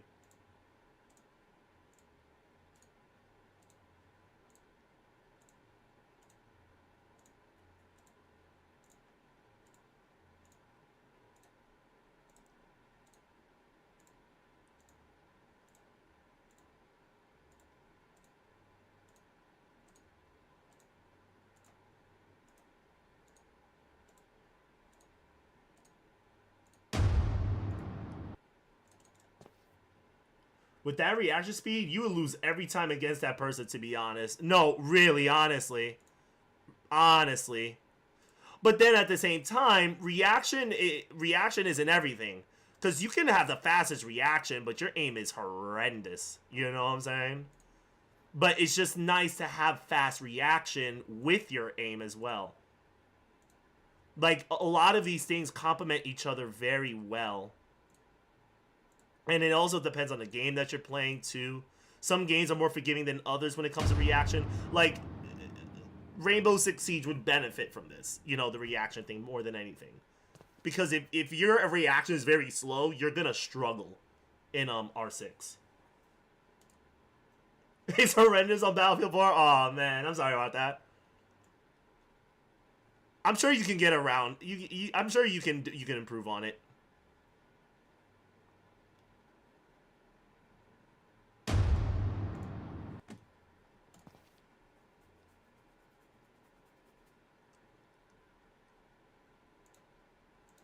Ah.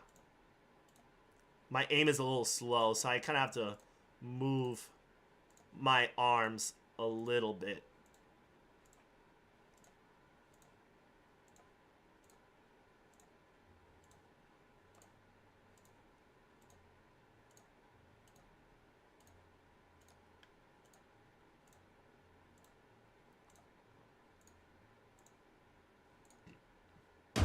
Hold up. Give me 1 sec. I just noticed I don't have this up. With this aim last, I'm sure hope that I do. No, you can. Like, okay, so, like, Charles, if you ever want, like, any, like, feedback, say you do an exercise and you're like, hey, I need help with something. I don't know where to start. There's a lot of activities here and I just don't know where to start. Personally, first of all, congratulations for getting into aim labs. Second of all, you should go to the Learn tab. First thing, go to the Learn tab and look up Introduction to Aiming or Introduction to Aim Labs. And it's a great place. It's a great section that will teach you the basic fundamentals of aiming. And you just learn from there. Like, if you're overwhelmed with where to go, Learn is the best place to start. Tiffany's okay. She's good. She's at home.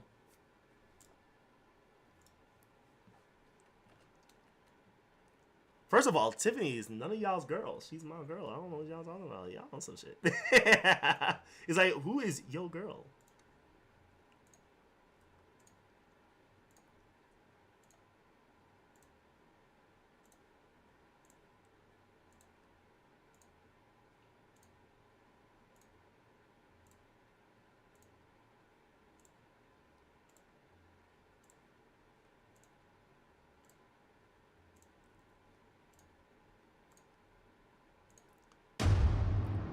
%. You say, if you say so. If you say so.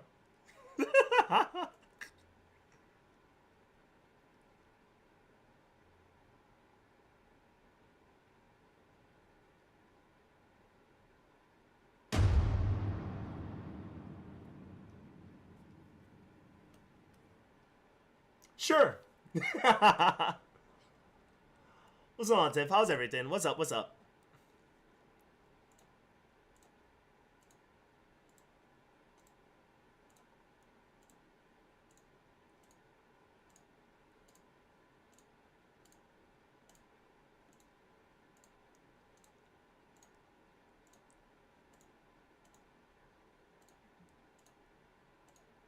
That was a misfire, I'm not gonna lie.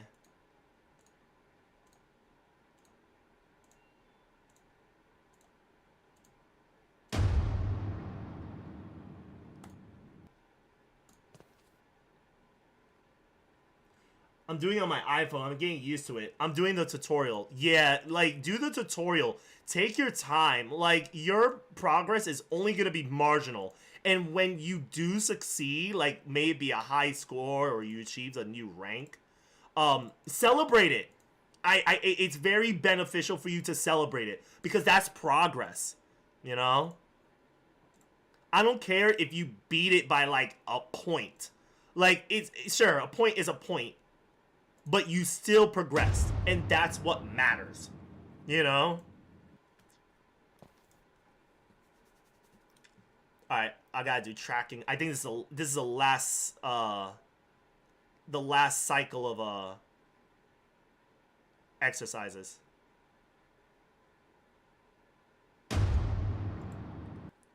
%.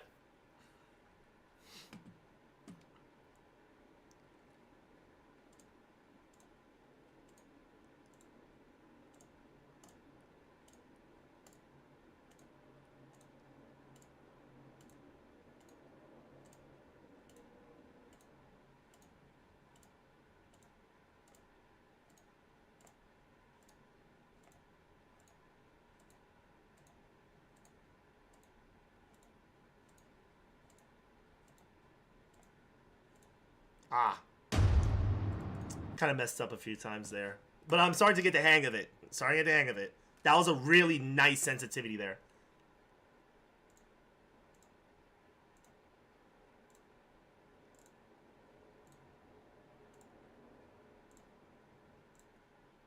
What?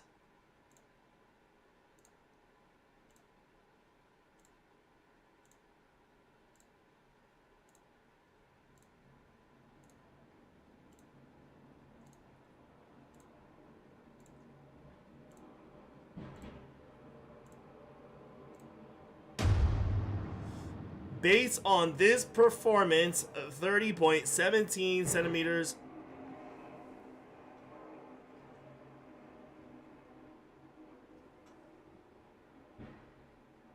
The hell?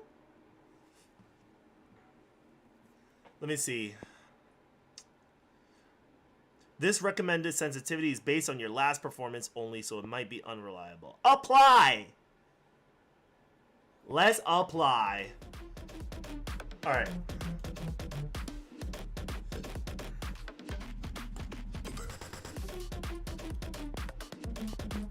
All right, let's play my favorite task. Yeah. And I mean, Aim Labs is free, so it's not like you're spending money. The only thing that you're wasting probably is your time. And even then, you're not wasting so much time. You're only wasting like maybe a minute per session or per exercise. So it's like... And again, I feel as if you only waste it if you really don't know what you're doing and what you're trying to get from Aim Labs. I think that's the only way you can legitimately waste your time with this.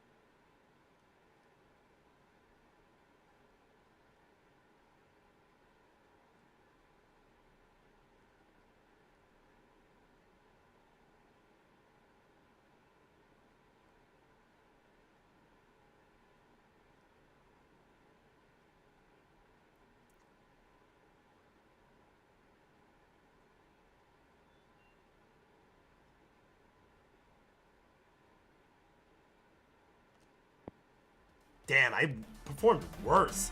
What? I performed a lot worse. Was this my high? This is my high. Let me see something real quick.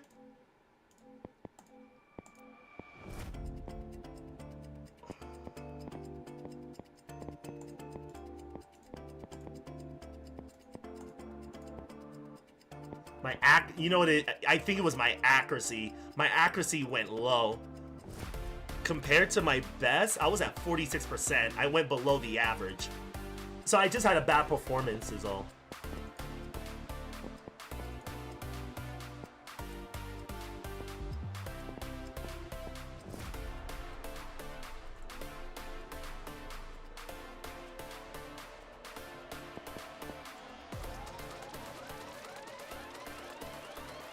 I was playing Marvel Rivals?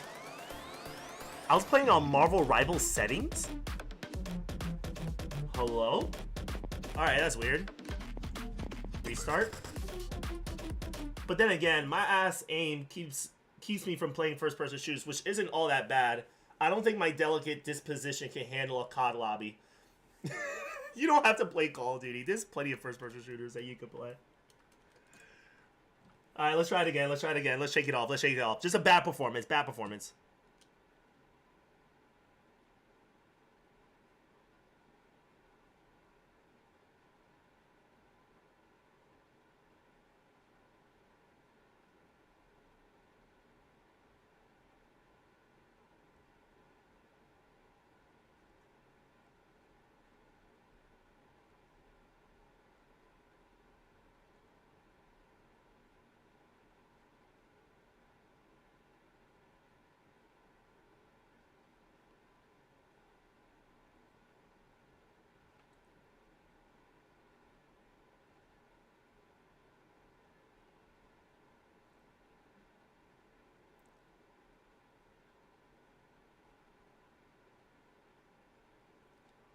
I'm messing up a little bit. I'm getting a little shaky.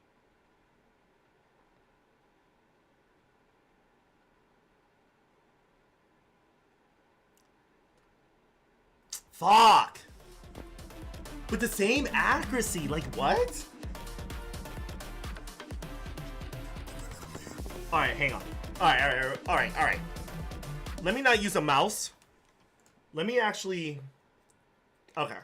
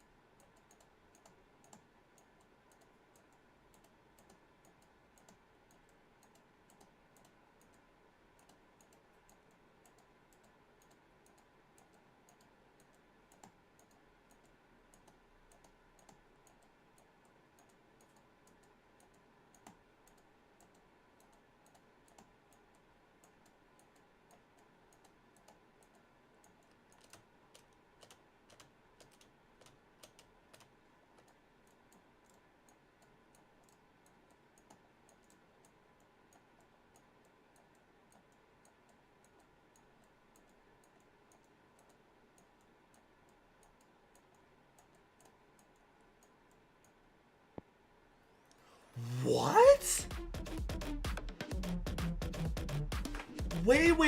Something is not making any sense. I had a higher accuracy. All right, so when I was holding down the space bar in the past. So I'm always firing. But when I use my mouse to increase my accuracy, my score plummeted. So, okay, I did good, but accuracy isn't all that. That's so weird.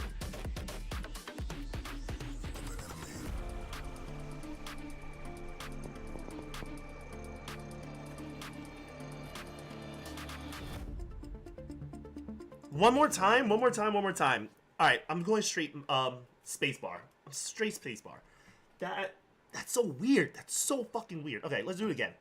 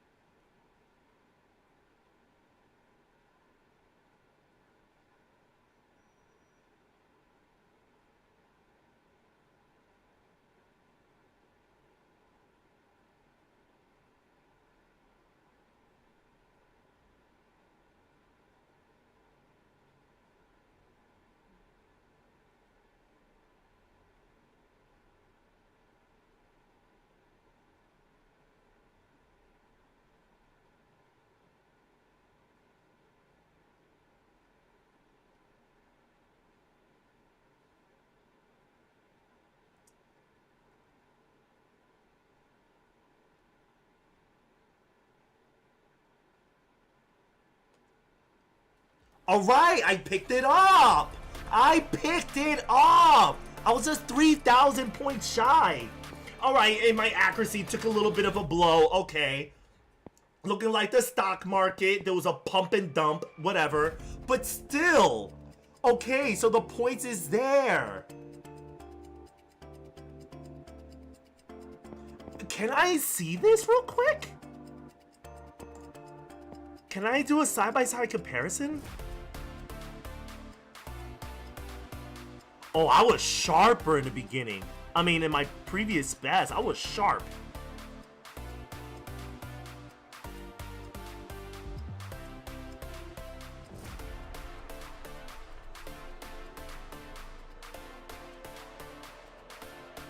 Hydrate. Oh, by the ways, y'all, there's going to be changes in the channel points reward system very soon. I'm also gonna get rid of that I'm about to get rid of that icon that I have going on there. Plus, on top of that, I did release some emotes as well.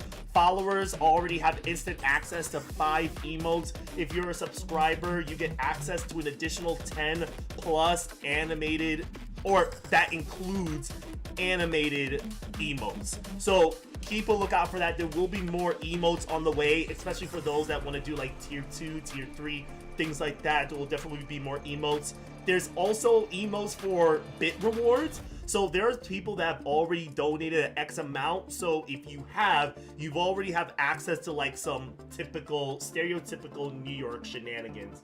So yes, Kyle, thank you so much. Thank you so much. Yes, those are the emotes that you get to unlock when you subscribe. I just want to let y'all know that I am trying to improve on the emotes thing. It's been a while since I've given the chat some love when it comes to that. But yeah, definitely. I will be right back.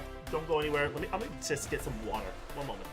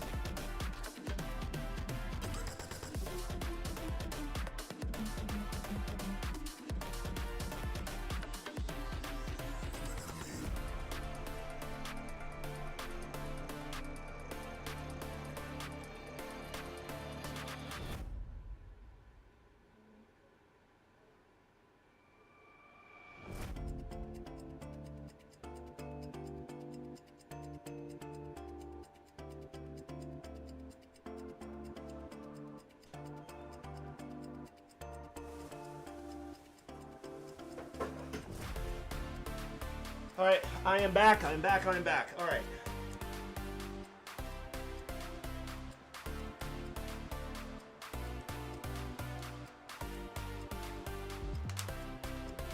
You're ready.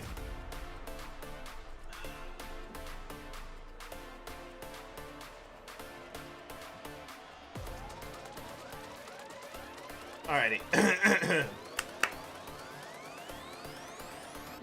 Let me change the music on my end because I can't play copyright music. So I'm hoping I can get something that can boost me up a little bit.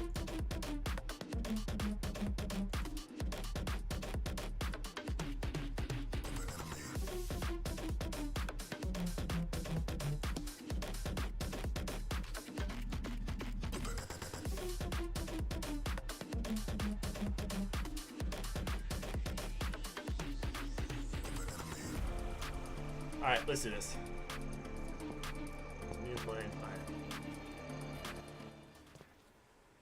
Whew, alright, let's go, let's go.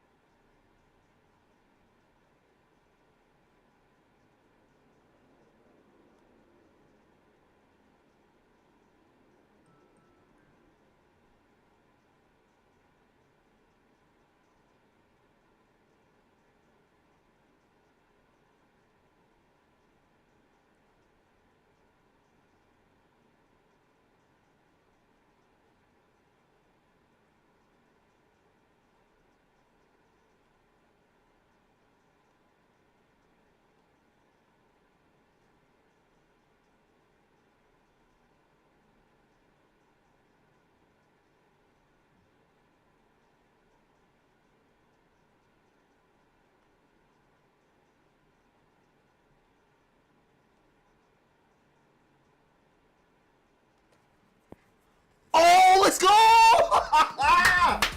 Yo, Harley! Fucking Harley? What? Yo! You son of a bitch! You just said, yo, progeny, yo, hydrate. Highlight the message. Hydrate, brother. And I took the biggest gulp from this water bottle. Hang on, let me turn this facing me so there's no ads. The biggest gulp. And I beat my record. Let's go. That's what I'm talking about, baby. That is beautiful. And you know what's crazy? I was about to say, like, listen, in all honesty, I actually ate food earlier. Like, I inhaled a whole fucking pepperoni roll from a pizzeria. You could have sworn somebody paid me $20 to inhale that shit in one gulp. But, oh my god. Drinking water is crazy. I only took like only drank like half a bottle.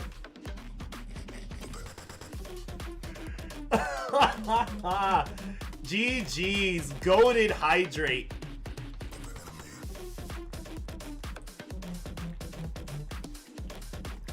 Goated hydrate.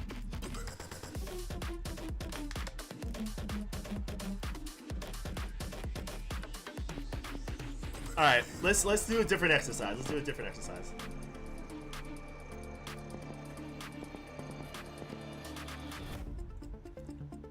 All right, I gotta improve on some exercises.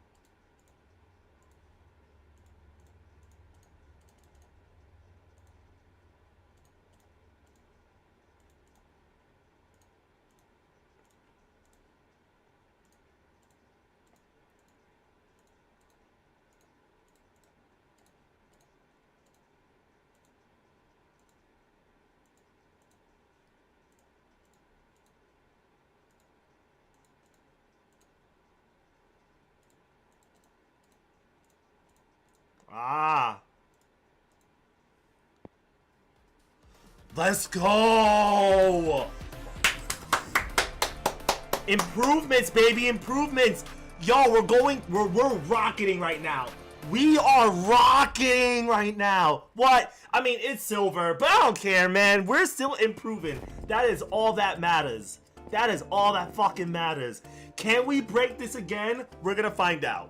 We're gonna find out.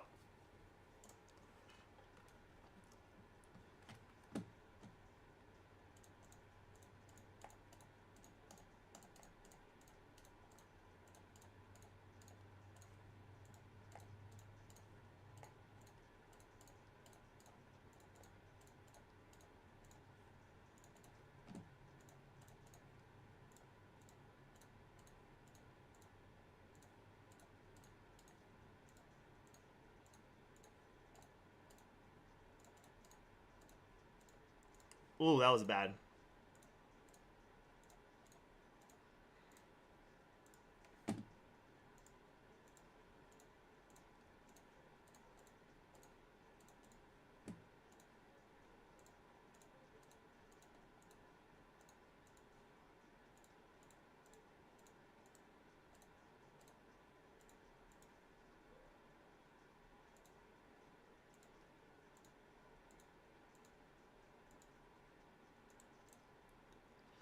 Oh! Fucking what? Yo, edged out the high score to 39K. Oh my god. And my accuracy went down. My accuracy went down. I felt it. And I was like, nah, I don't think I'm gonna make it, y'all. I don't think I'm gonna make it. I think I broke the streak. I spoke too soon. Holy shit. Holy fucking shit. Hang on. Alright, we need to go to another one. We need to switch it up. We gotta switch it up.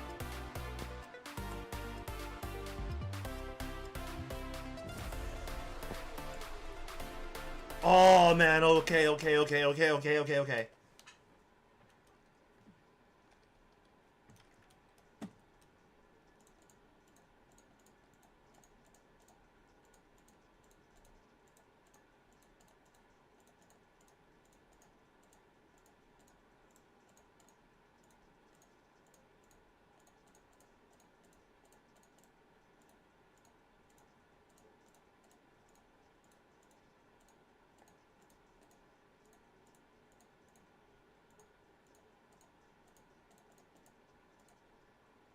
Whoa. Oh, the balls got smaller.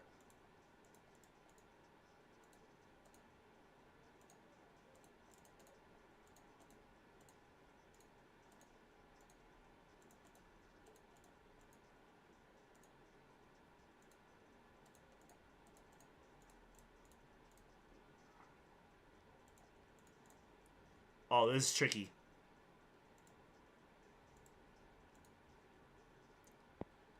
Wow, that was tricky. Alright. I got 90% accuracy on the first try on a standard grid shot. That's good. That is actually good. Grid shot is awesome. You can definitely use grid shot as a way to, like, you know, practice your aim, you know, like warm up a little bit, like warm up your muscles on your hand, your wrist even. However, I wouldn't use it as a benchmark.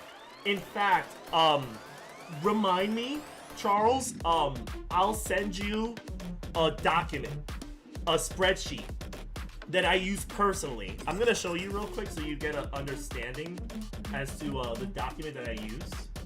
I'm gonna show you something real quick.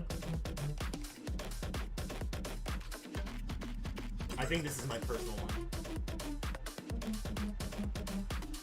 No.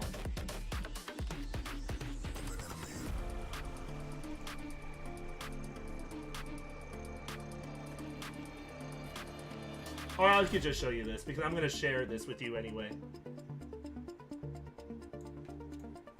So, well, this is view only.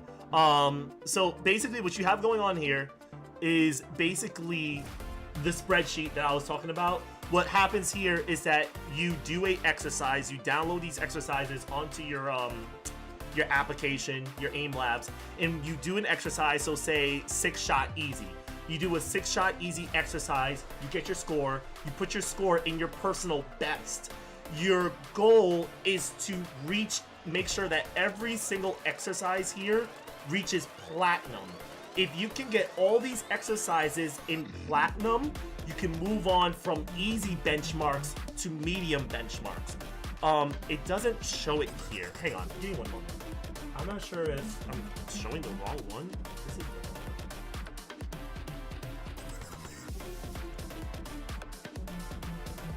one. Okay, this is my first one. Okay, I can actually edit this. All right, so like this, for instance, this is mine. I'm currently platinum. So you see I got 1442 over 1400. So that's platinum. 130 over 115, platinum. So forth and so forth. Now, with that said, this is just easy benchmarking. This is just easy exercises. You will eventually go on with the exercises and you're going to hit a wall. Similar to how you go to a gym and when you first start working out, you feel great, you feel pumped, notice little changes in your body. That's a good thing. You get hyped. But then there comes a point in time you hit the gym for say weeks on end and you hit a wall. You see no improvement, you see no physical changes, and you think to yourself, what is going on? I must be doing something wrong. This is where I am right now. I hit that wall and I have to start mixing it up and addressing like where my weaknesses are. And when you address those weaknesses, you can benchmark and push on forward. And this is a good way to measure where you are, where your weaknesses are, and everything. I took a screenshot of the grid. All right, nice. Yeah, share it at the Discord, the Progeny Discord. Let me know what's up, man. I would love to see. But this is really great. I would definitely recommend it for y'all if y'all need like a benchmark on how you perform with aiming. Let me know. But right now, I'm like at an ace. Ace is nothing. Ace is absolutely nothing right now. But you'd be surprised how much people struggle with easy benchmarks. You know what I'm saying? So.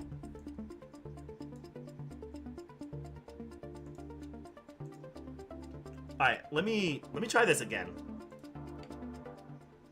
Alright, what time is it? 11:10? Okay. I'm gonna have to go soon because I do want to make this YouTube video for like the PlayStation. So yeah, there's that. I need to talk about the whole PlayStation outage situation.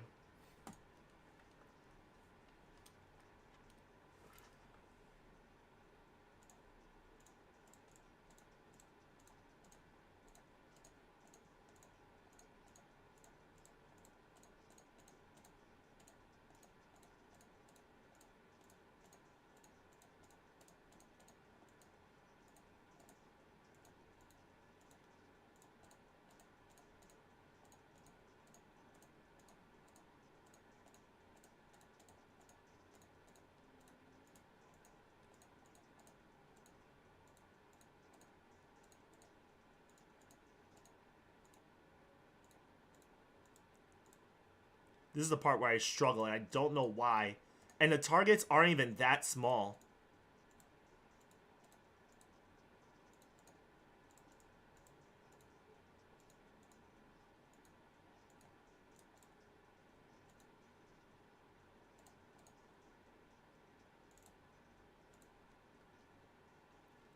Look at that.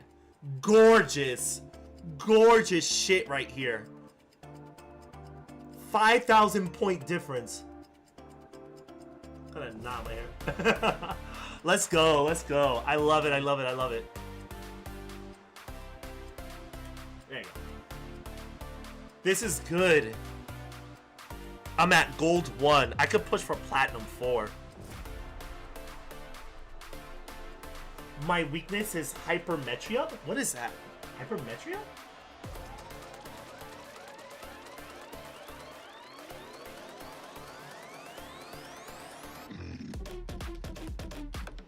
Because I know some people have like different like motor issues.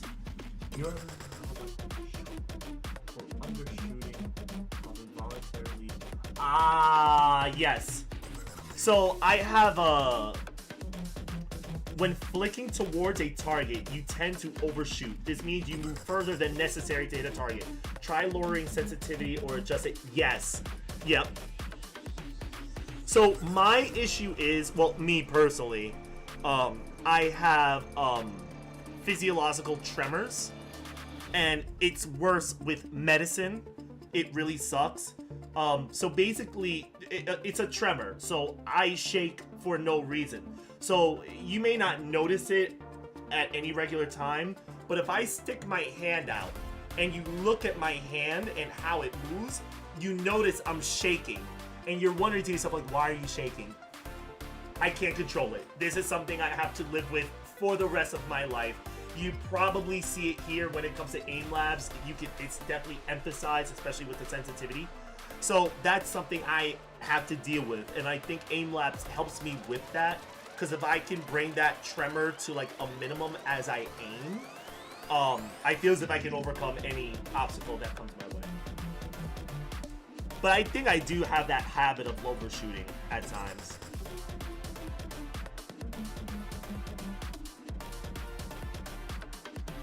That's fair. That's fair. And I think that's why aim labs is so forgiving of a tool, because you actually learn more about yourself and you kind of work your way around it, you know? It's really dope stuff. I love it. And there's a community that also plays aim labs, and they're so awesome.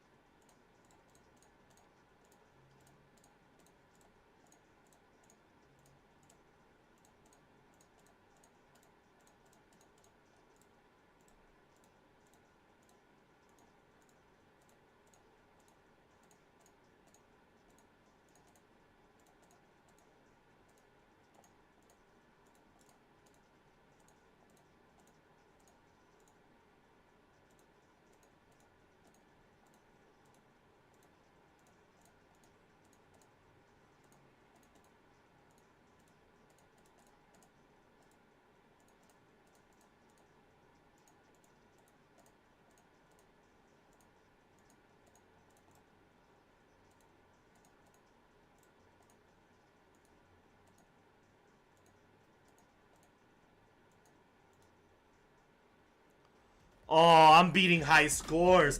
Let's go. Let's go. And I'm maintaining like the same accuracy? You serious, bro? I improved more on my score than I did my accuracy. I could tell the way you were shaking a bit trying to get the target. Yeah, like you see? Like you start to notice little things. Yup. See, you're learning now. You're focused. You're locked in. You're learning. I love it. Alright, I need to do tracking. I hate tracking. Tracking, I struggle with the absolute most. You can tell on the bottom left-hand side, you can see how I have Emerald 3 on flicking, Emerald 1 with switching, but tracking is horrendous. I'm like at a silver. But I feel as if I can improve on tracking, my current rank, which is Ruby 3, will significantly go up. Right now, my tracking skills or my tracking grade is holding me back severely. Feels like the SATs, you know? It's like, oh, your essays and your English is really great, but your math is terrible. Jeez, work on your numbers, my guy. That's kind of what I'm going through right now.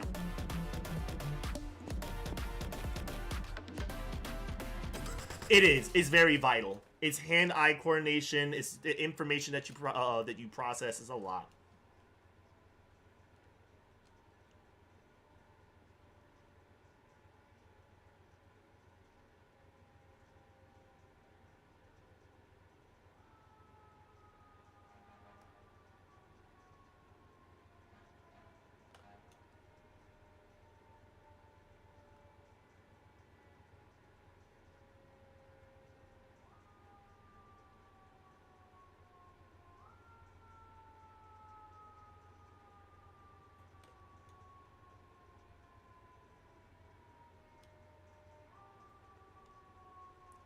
It's like I'm following Scarlet Witch in Marvel Rivals.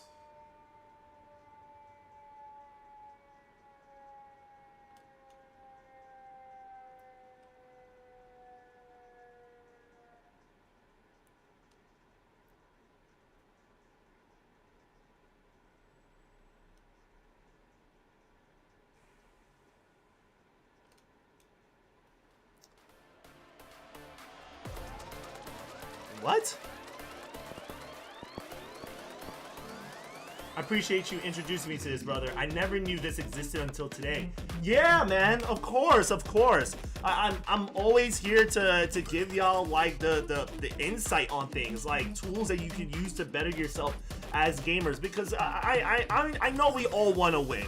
We want to have fun, of course, but we want to win too. And there are games that we want to play, but sometimes we may feel a little intimidated to engage in these games. And that was me when I was when I first got my PC, when I first built it.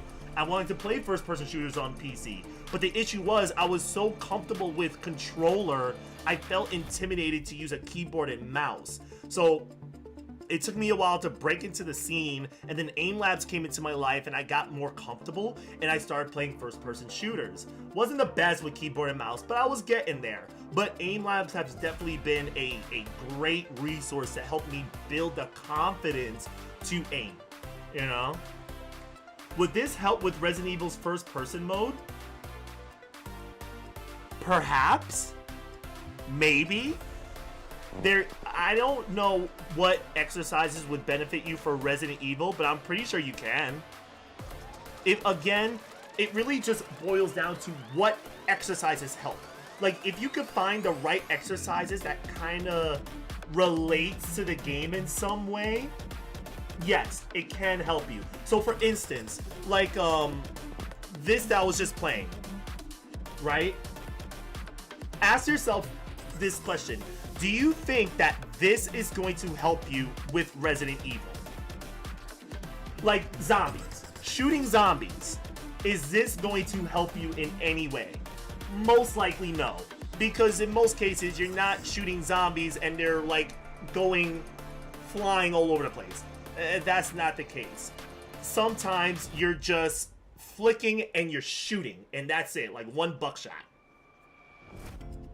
Right, like this would be really good when it comes to maybe Warzone, because you got a lot of people that are speed demons. Battlefield definitely helps, hip firing, things like that, yes. But Resident Evil, not so much. I think Resident Evil, you would have to focus more on games where you need to focus on precision. I think precision is a thing, flicking and clicking. Flicking, clicking, and focus on precision, because I'm pretty sure when it comes to zombies, you gotta shoot zombies in the head. So you're adding emphasis to precision and speed, because I'm pretty sure zombies they're coming at you, so not only do you have to be precise, but you gotta be quick with your aiming too. You can't be slacking off. So I think that's my best advice on that. Right, exactly. You don't want to shoot chests, things like that. It's all about precision. Aim for the head.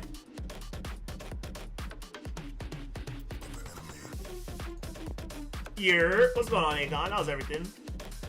We hit Emerald 4. I think that's pretty neat. We hit Emerald 4, y'all. We're finally in the Emerald League. Let's go, let's go. Not much, man. I hope life is, whoa, what the fuck? I hope life is doing well with you. What the fuck is up with this ball, bro? Yo, stop tweaking.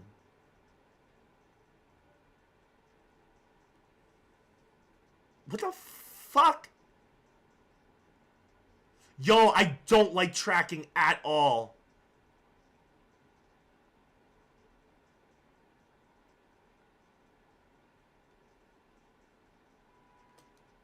Stop it. Stop. Stop!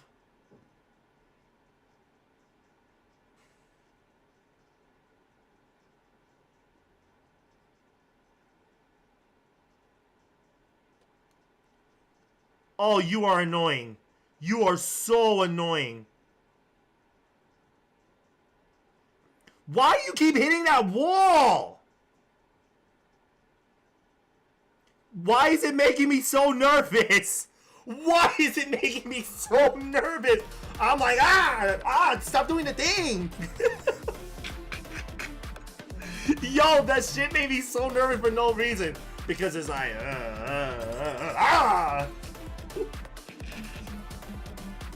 I hate tracking so fucking much. So much. Maybe that's why I don't like... I think that's the reason why when it comes to games like Overwatch and Marvel Rivals, I don't like characters that you constantly have to track. I just love to just shoot, do damage, and that's it. And I think that's why Hawkeye speaks to me, because a lot of times you just put arrows, you track, yes, but you just have to lead your shot, each shot. And then if you're really capable of it, you can just flick your shot. Like if there's like a fucking Psylocke on my ass, if I could get a headshot, you could just flick and shoot. And if you hit her, she's done. That's it. It's a flick and shoot. It's not like I gotta go. Man, get out of here. It's like a whole fly swatter. Like, bah! Yeah, ew. Yeah, got purple shit on my wall. That's all I want. That's all I want. One and done. That's it. Oh, hold up. Wait, what? Wait. We're about to hit Diamond 4 already? What happened with tracking? Oh my god. What? I did that good with Blink Track? Oh shit. Hold up. Y'all, can we get to Diamond 4 as a rank? Can we get to Diamond?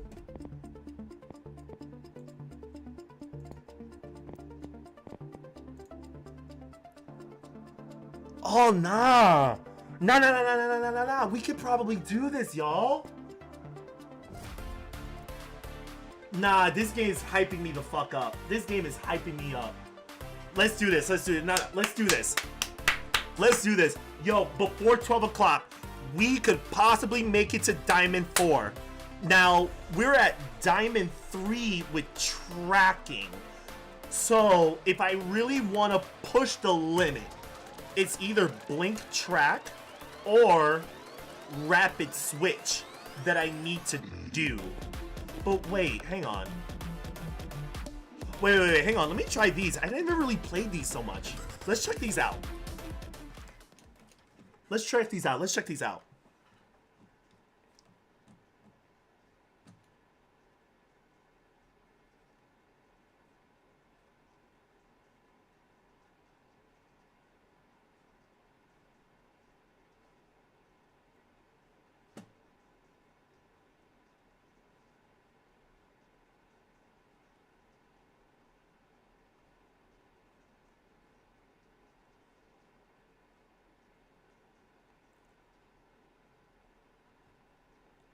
Ooh. A little shaky, but that's okay.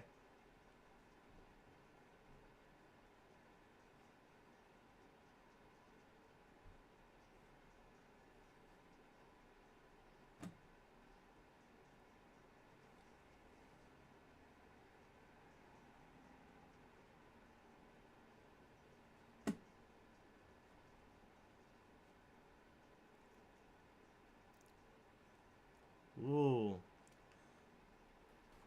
Let's go. I hope.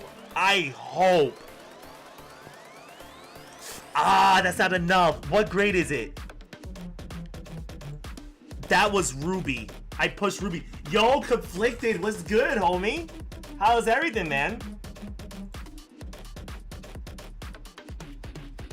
Oh, I hate this so much. I don't like this exercise because the amount of time you have to track and eliminate a target is very marginal. Yo, Completed, you just came just in time, man. You're witnessing greatness. We are all trying to be great here. I love it. All right, let's do this.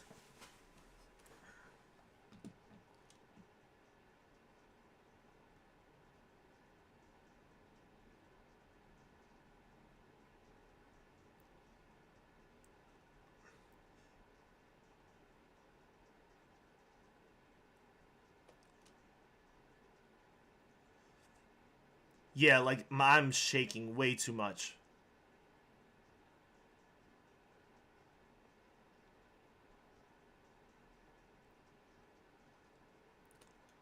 Struggling greatly.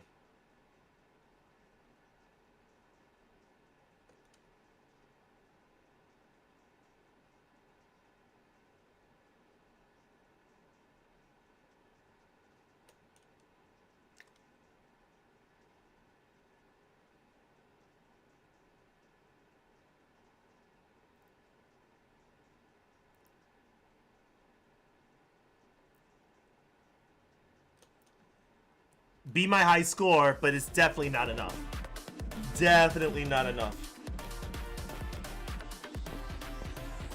Definitely not enough. Okay. Let me hydrate real quick. Hydrate.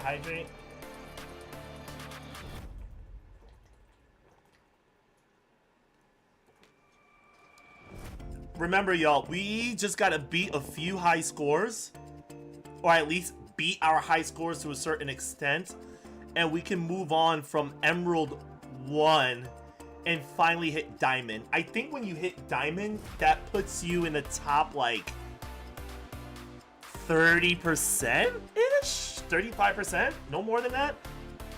I don't know the percentages, honestly.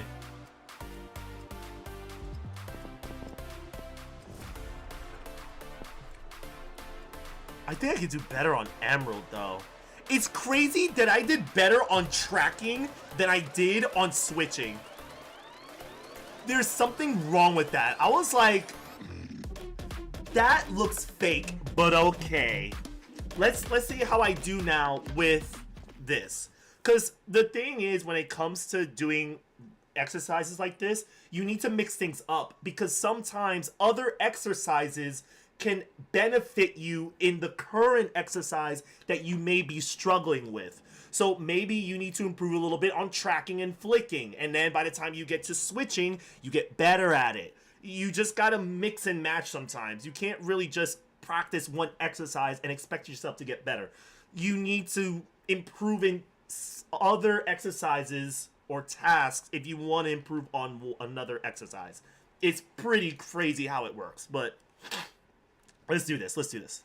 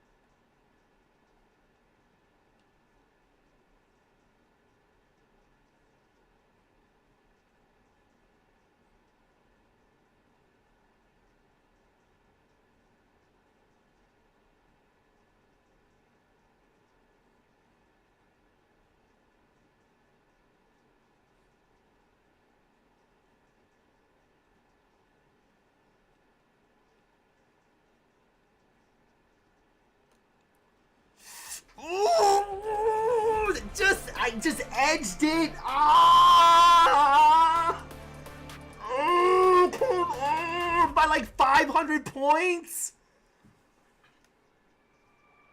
By 500 fucking points. Y'all, this is insane. Yo, there's been way too many high scores that I've beaten by like marginal scores. Marginal. Like it's progress, but it's barely an improvement.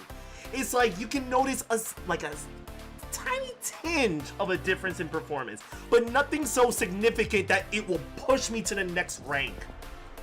Oh god, I hate this. I hate this with a burning passion. This game is teasing.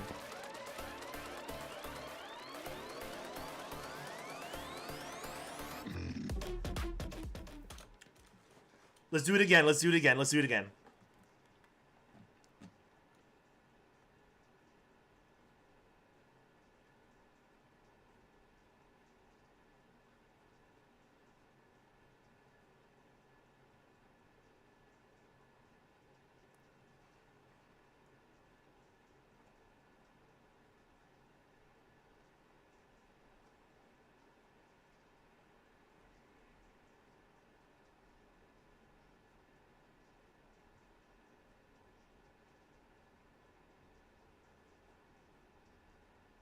I messed up a little bit. I might have to restart this.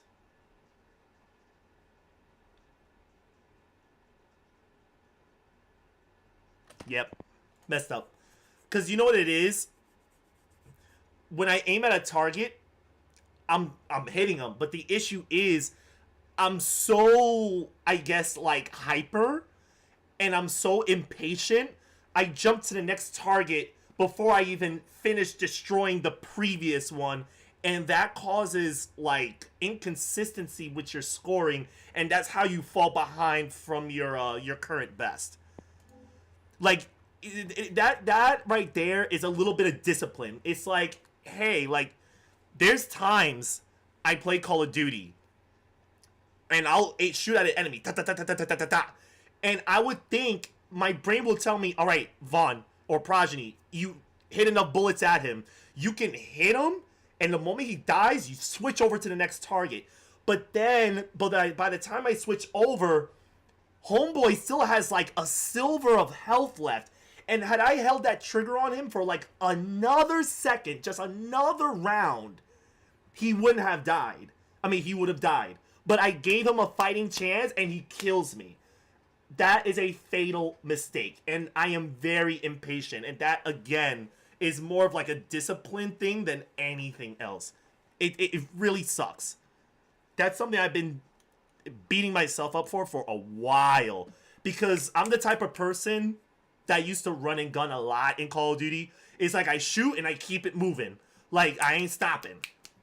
I don't have a lot of patience.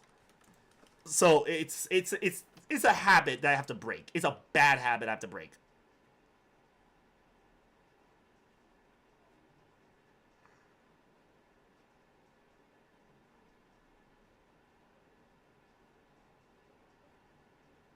See, it did it again. Did it again.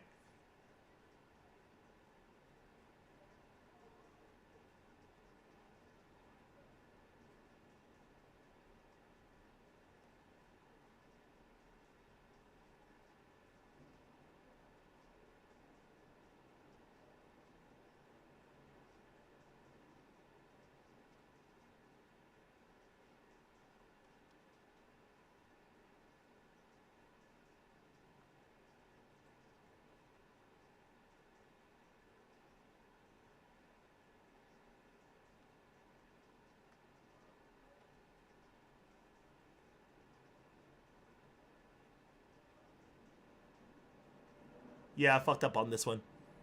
Yep, a little slump, nothing too crazy. But there was a peak. And because, again, I was impatient, I got punished for that. And that's where we see the slump. Let's back out of here. We can't be too used to an exercise. We gotta switch it up. We gotta switch it up.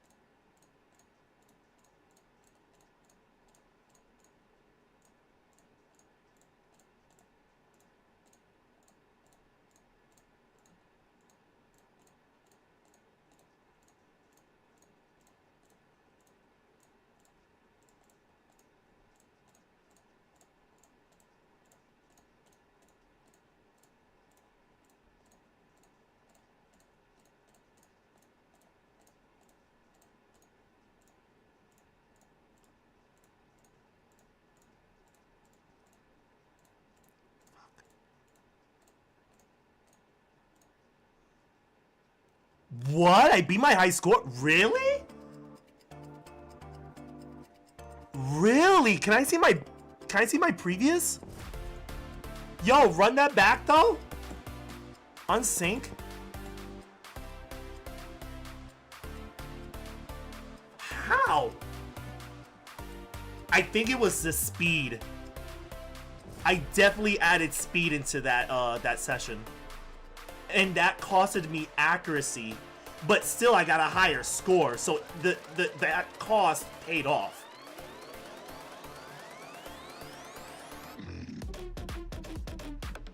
Uh-huh. My previous attempt, I'm at 35K. 40K.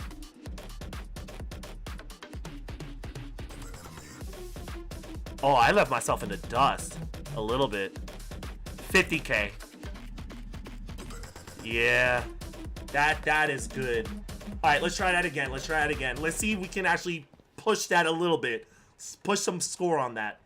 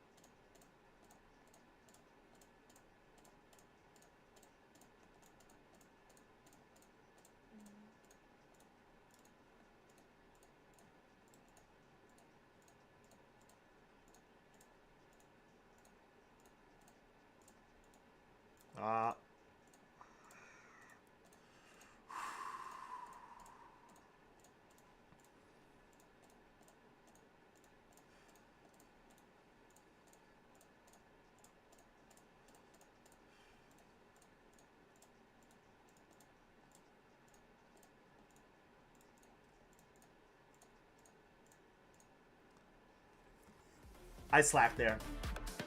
Slacked off there. Alright, we look at the bottom here. We're getting closer. We are getting closer to a diamond 4. Just getting a little close.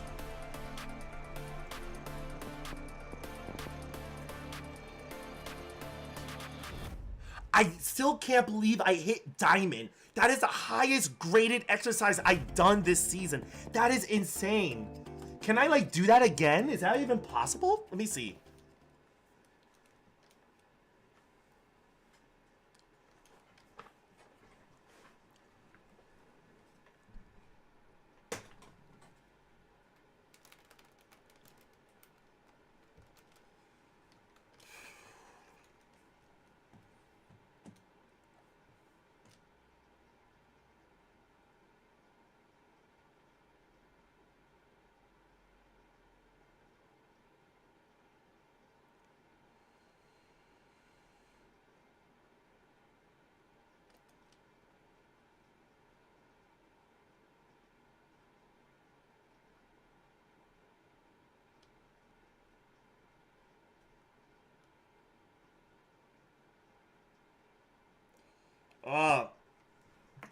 I think because I'm leaning back too much.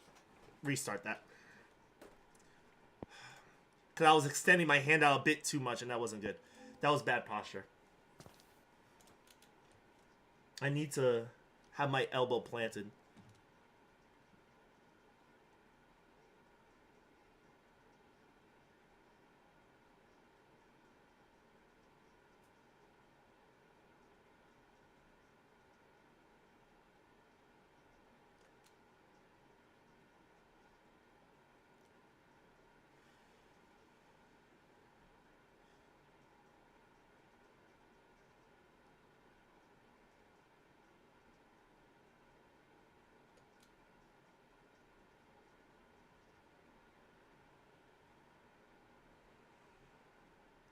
Ah, stop shaking.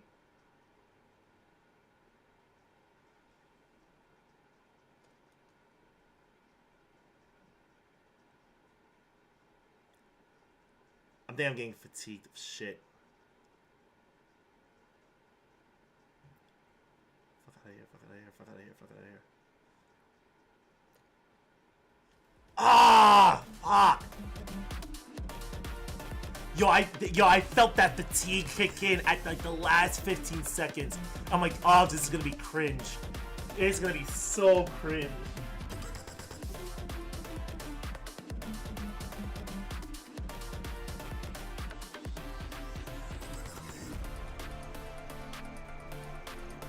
Let me see something. I had worse accuracy in comparison. Hold on, let me see if I had a chance. I was doing better in the beginning. Or no?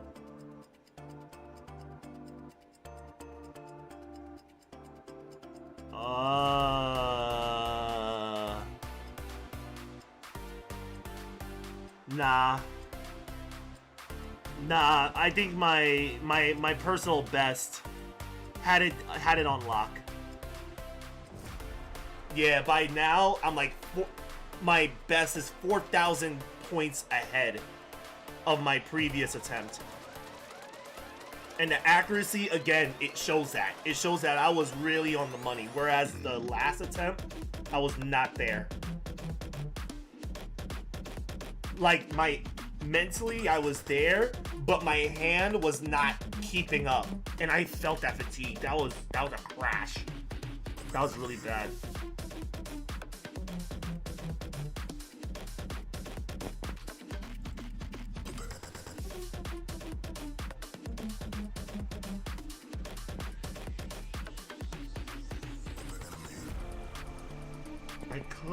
That is insane.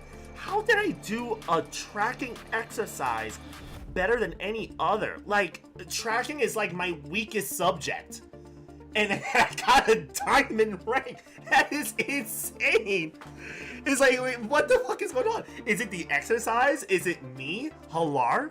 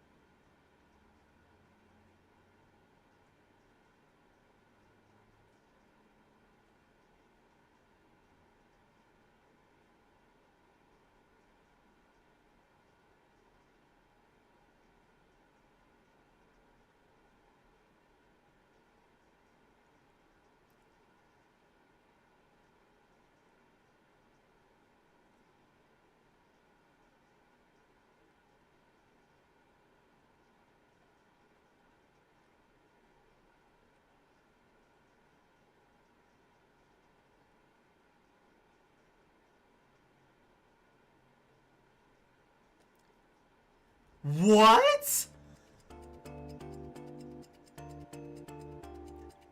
I never knew you can make weapons on that. That's so fucking cool shit. Oh yeah, you can make weapons. You could definitely make weapons. Yes, you can. Yep.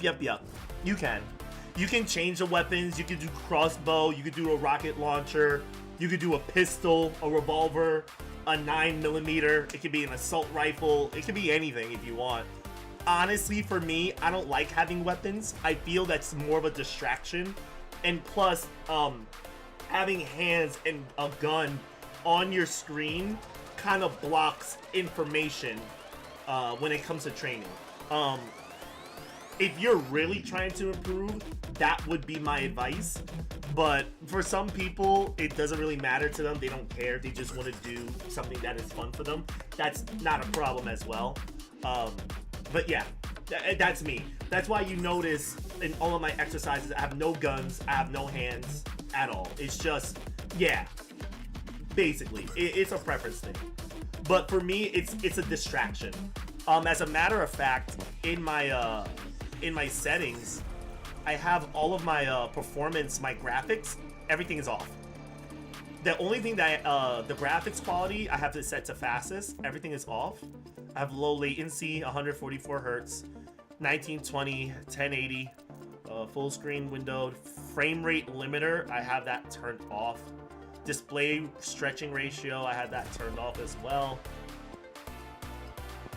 I have these colors. I mean, these colors are fine. And then you can actually customize a dot. I prefer a dot more than anything. I'm really all about precision. And yeah, that's really it. I have a few skins, but skins don't matter to me much because it's not like I'm gonna see it. And yeah.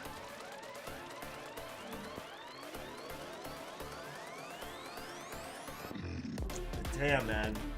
I thought I did good. I was so close.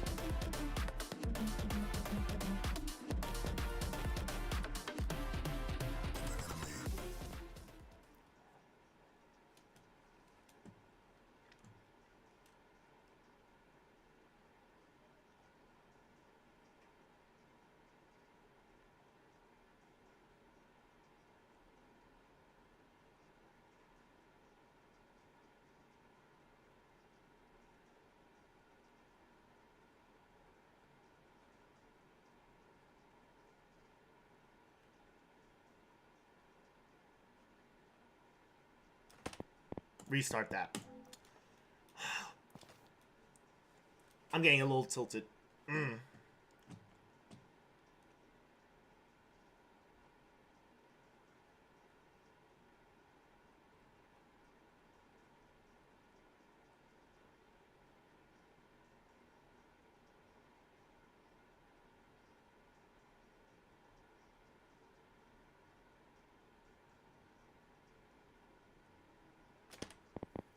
One more time. One more time. Progeny, fucking chill, bro. Chill out. Chill out.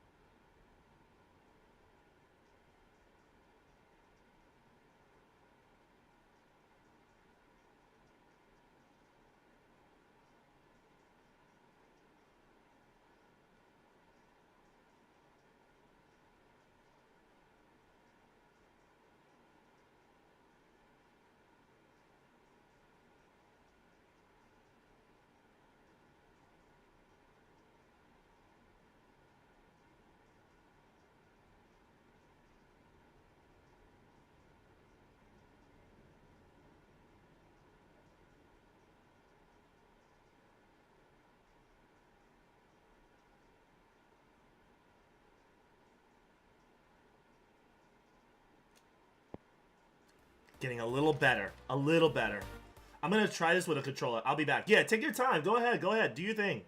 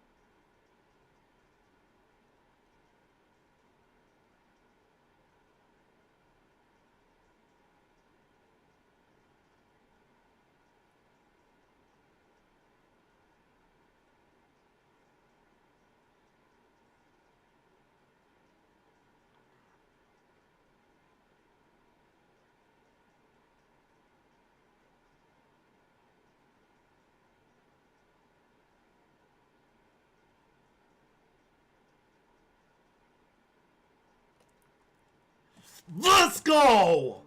Let's fucking go! That's a high score! 74K, baby, let's go! Did I make diamond? Did I make diamond, though? Let's go! Oh my god, baby! Finally! Finally hit diamond! Back where I'm supposed to be, baby. Let's go. I was like, there's no way I'm ending this season on a ruby. I'm diamond, straight diamond. I am not at that level anymore. We are not equal. Let's fucking go. Now I gotta push master. I gotta push fucking master now. Oh my god.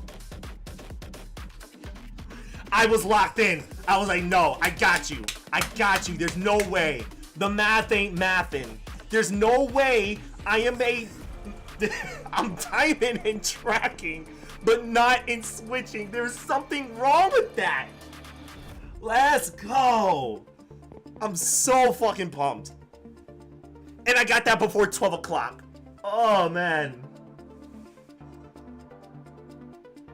Oh, boy.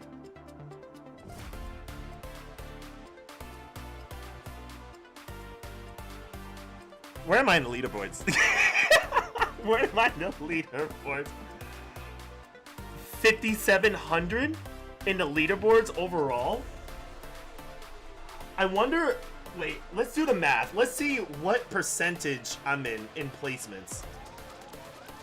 How many people are there competing?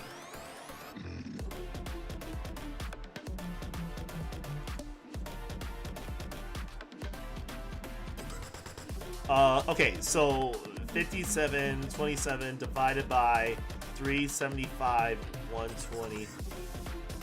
So I'm currently like in the top like 15, 16% in the world right now.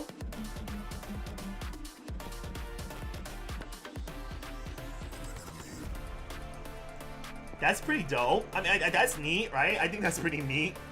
Of course, VT Maddie is at the top. Of course. He did VT shrink. Let me see this. Let me see what he did.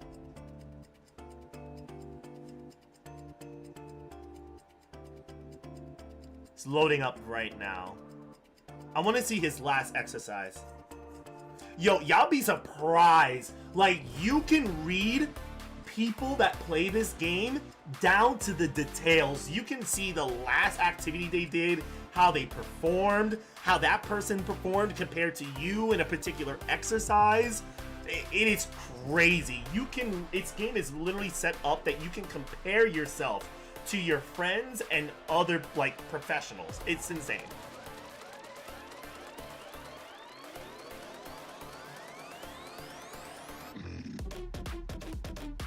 It's insane because now we're talking about peripherals. Oh, that was 10 seconds.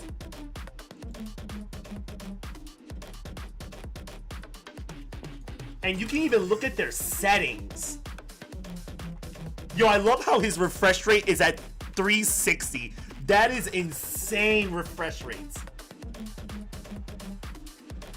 He's playing on Overwatch. That's interesting. He's playing on Overwatch game profile. His sensitivity is wild. 2.6, I cannot do that.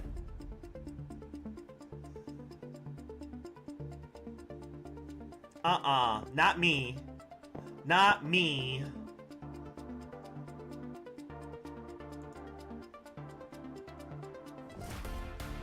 Yo, that was pretty fucking lit. The fact that I went from Ruby 3 to like Diamond 4 is crazy work. That is absolutely crazy work right there.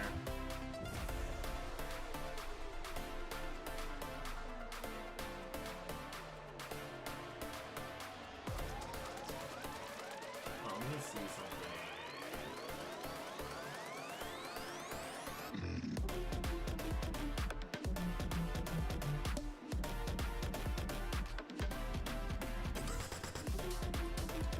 This is dope.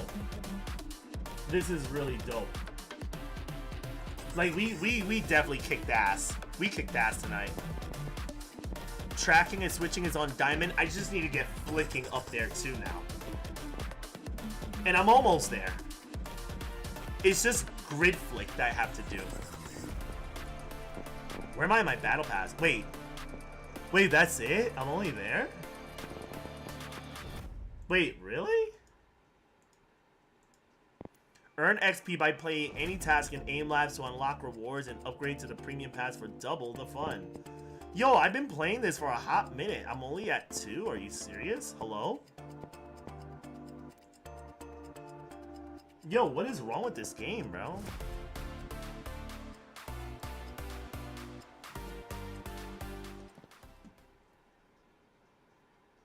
I'm gonna do one more.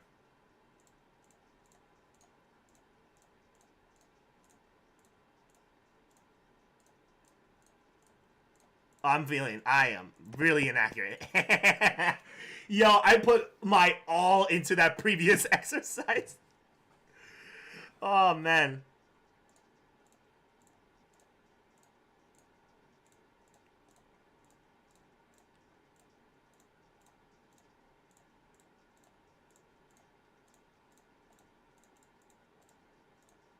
Yeah, my speed is not there. Yeah, I exhausted myself. I really went all in. I can't do it. Let me not exhaust myself. There's always going to be a stream tomorrow. Tomorrow's Sunday, so I'm definitely going to be around. Let me see my schedule for tomorrow.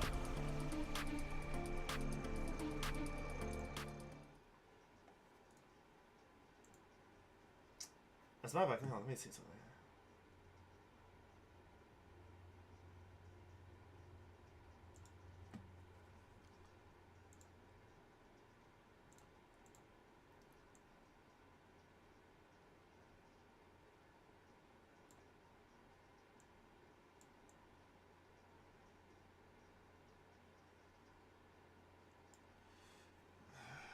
Let's see.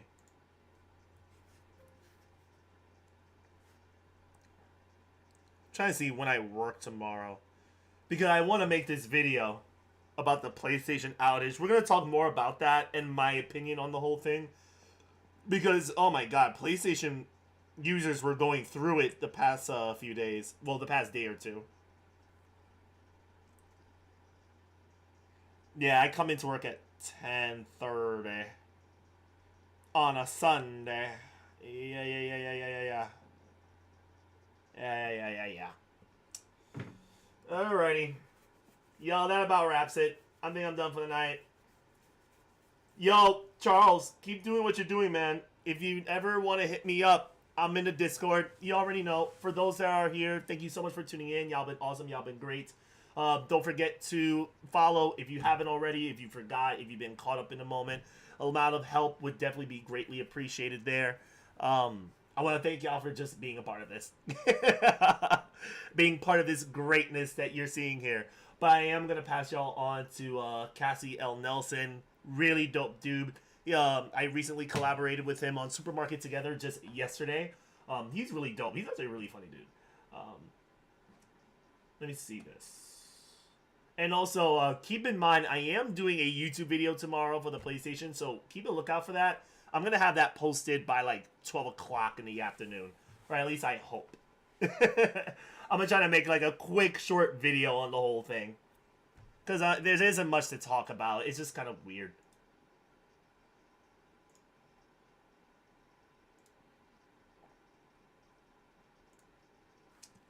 Let me see. No? Alright.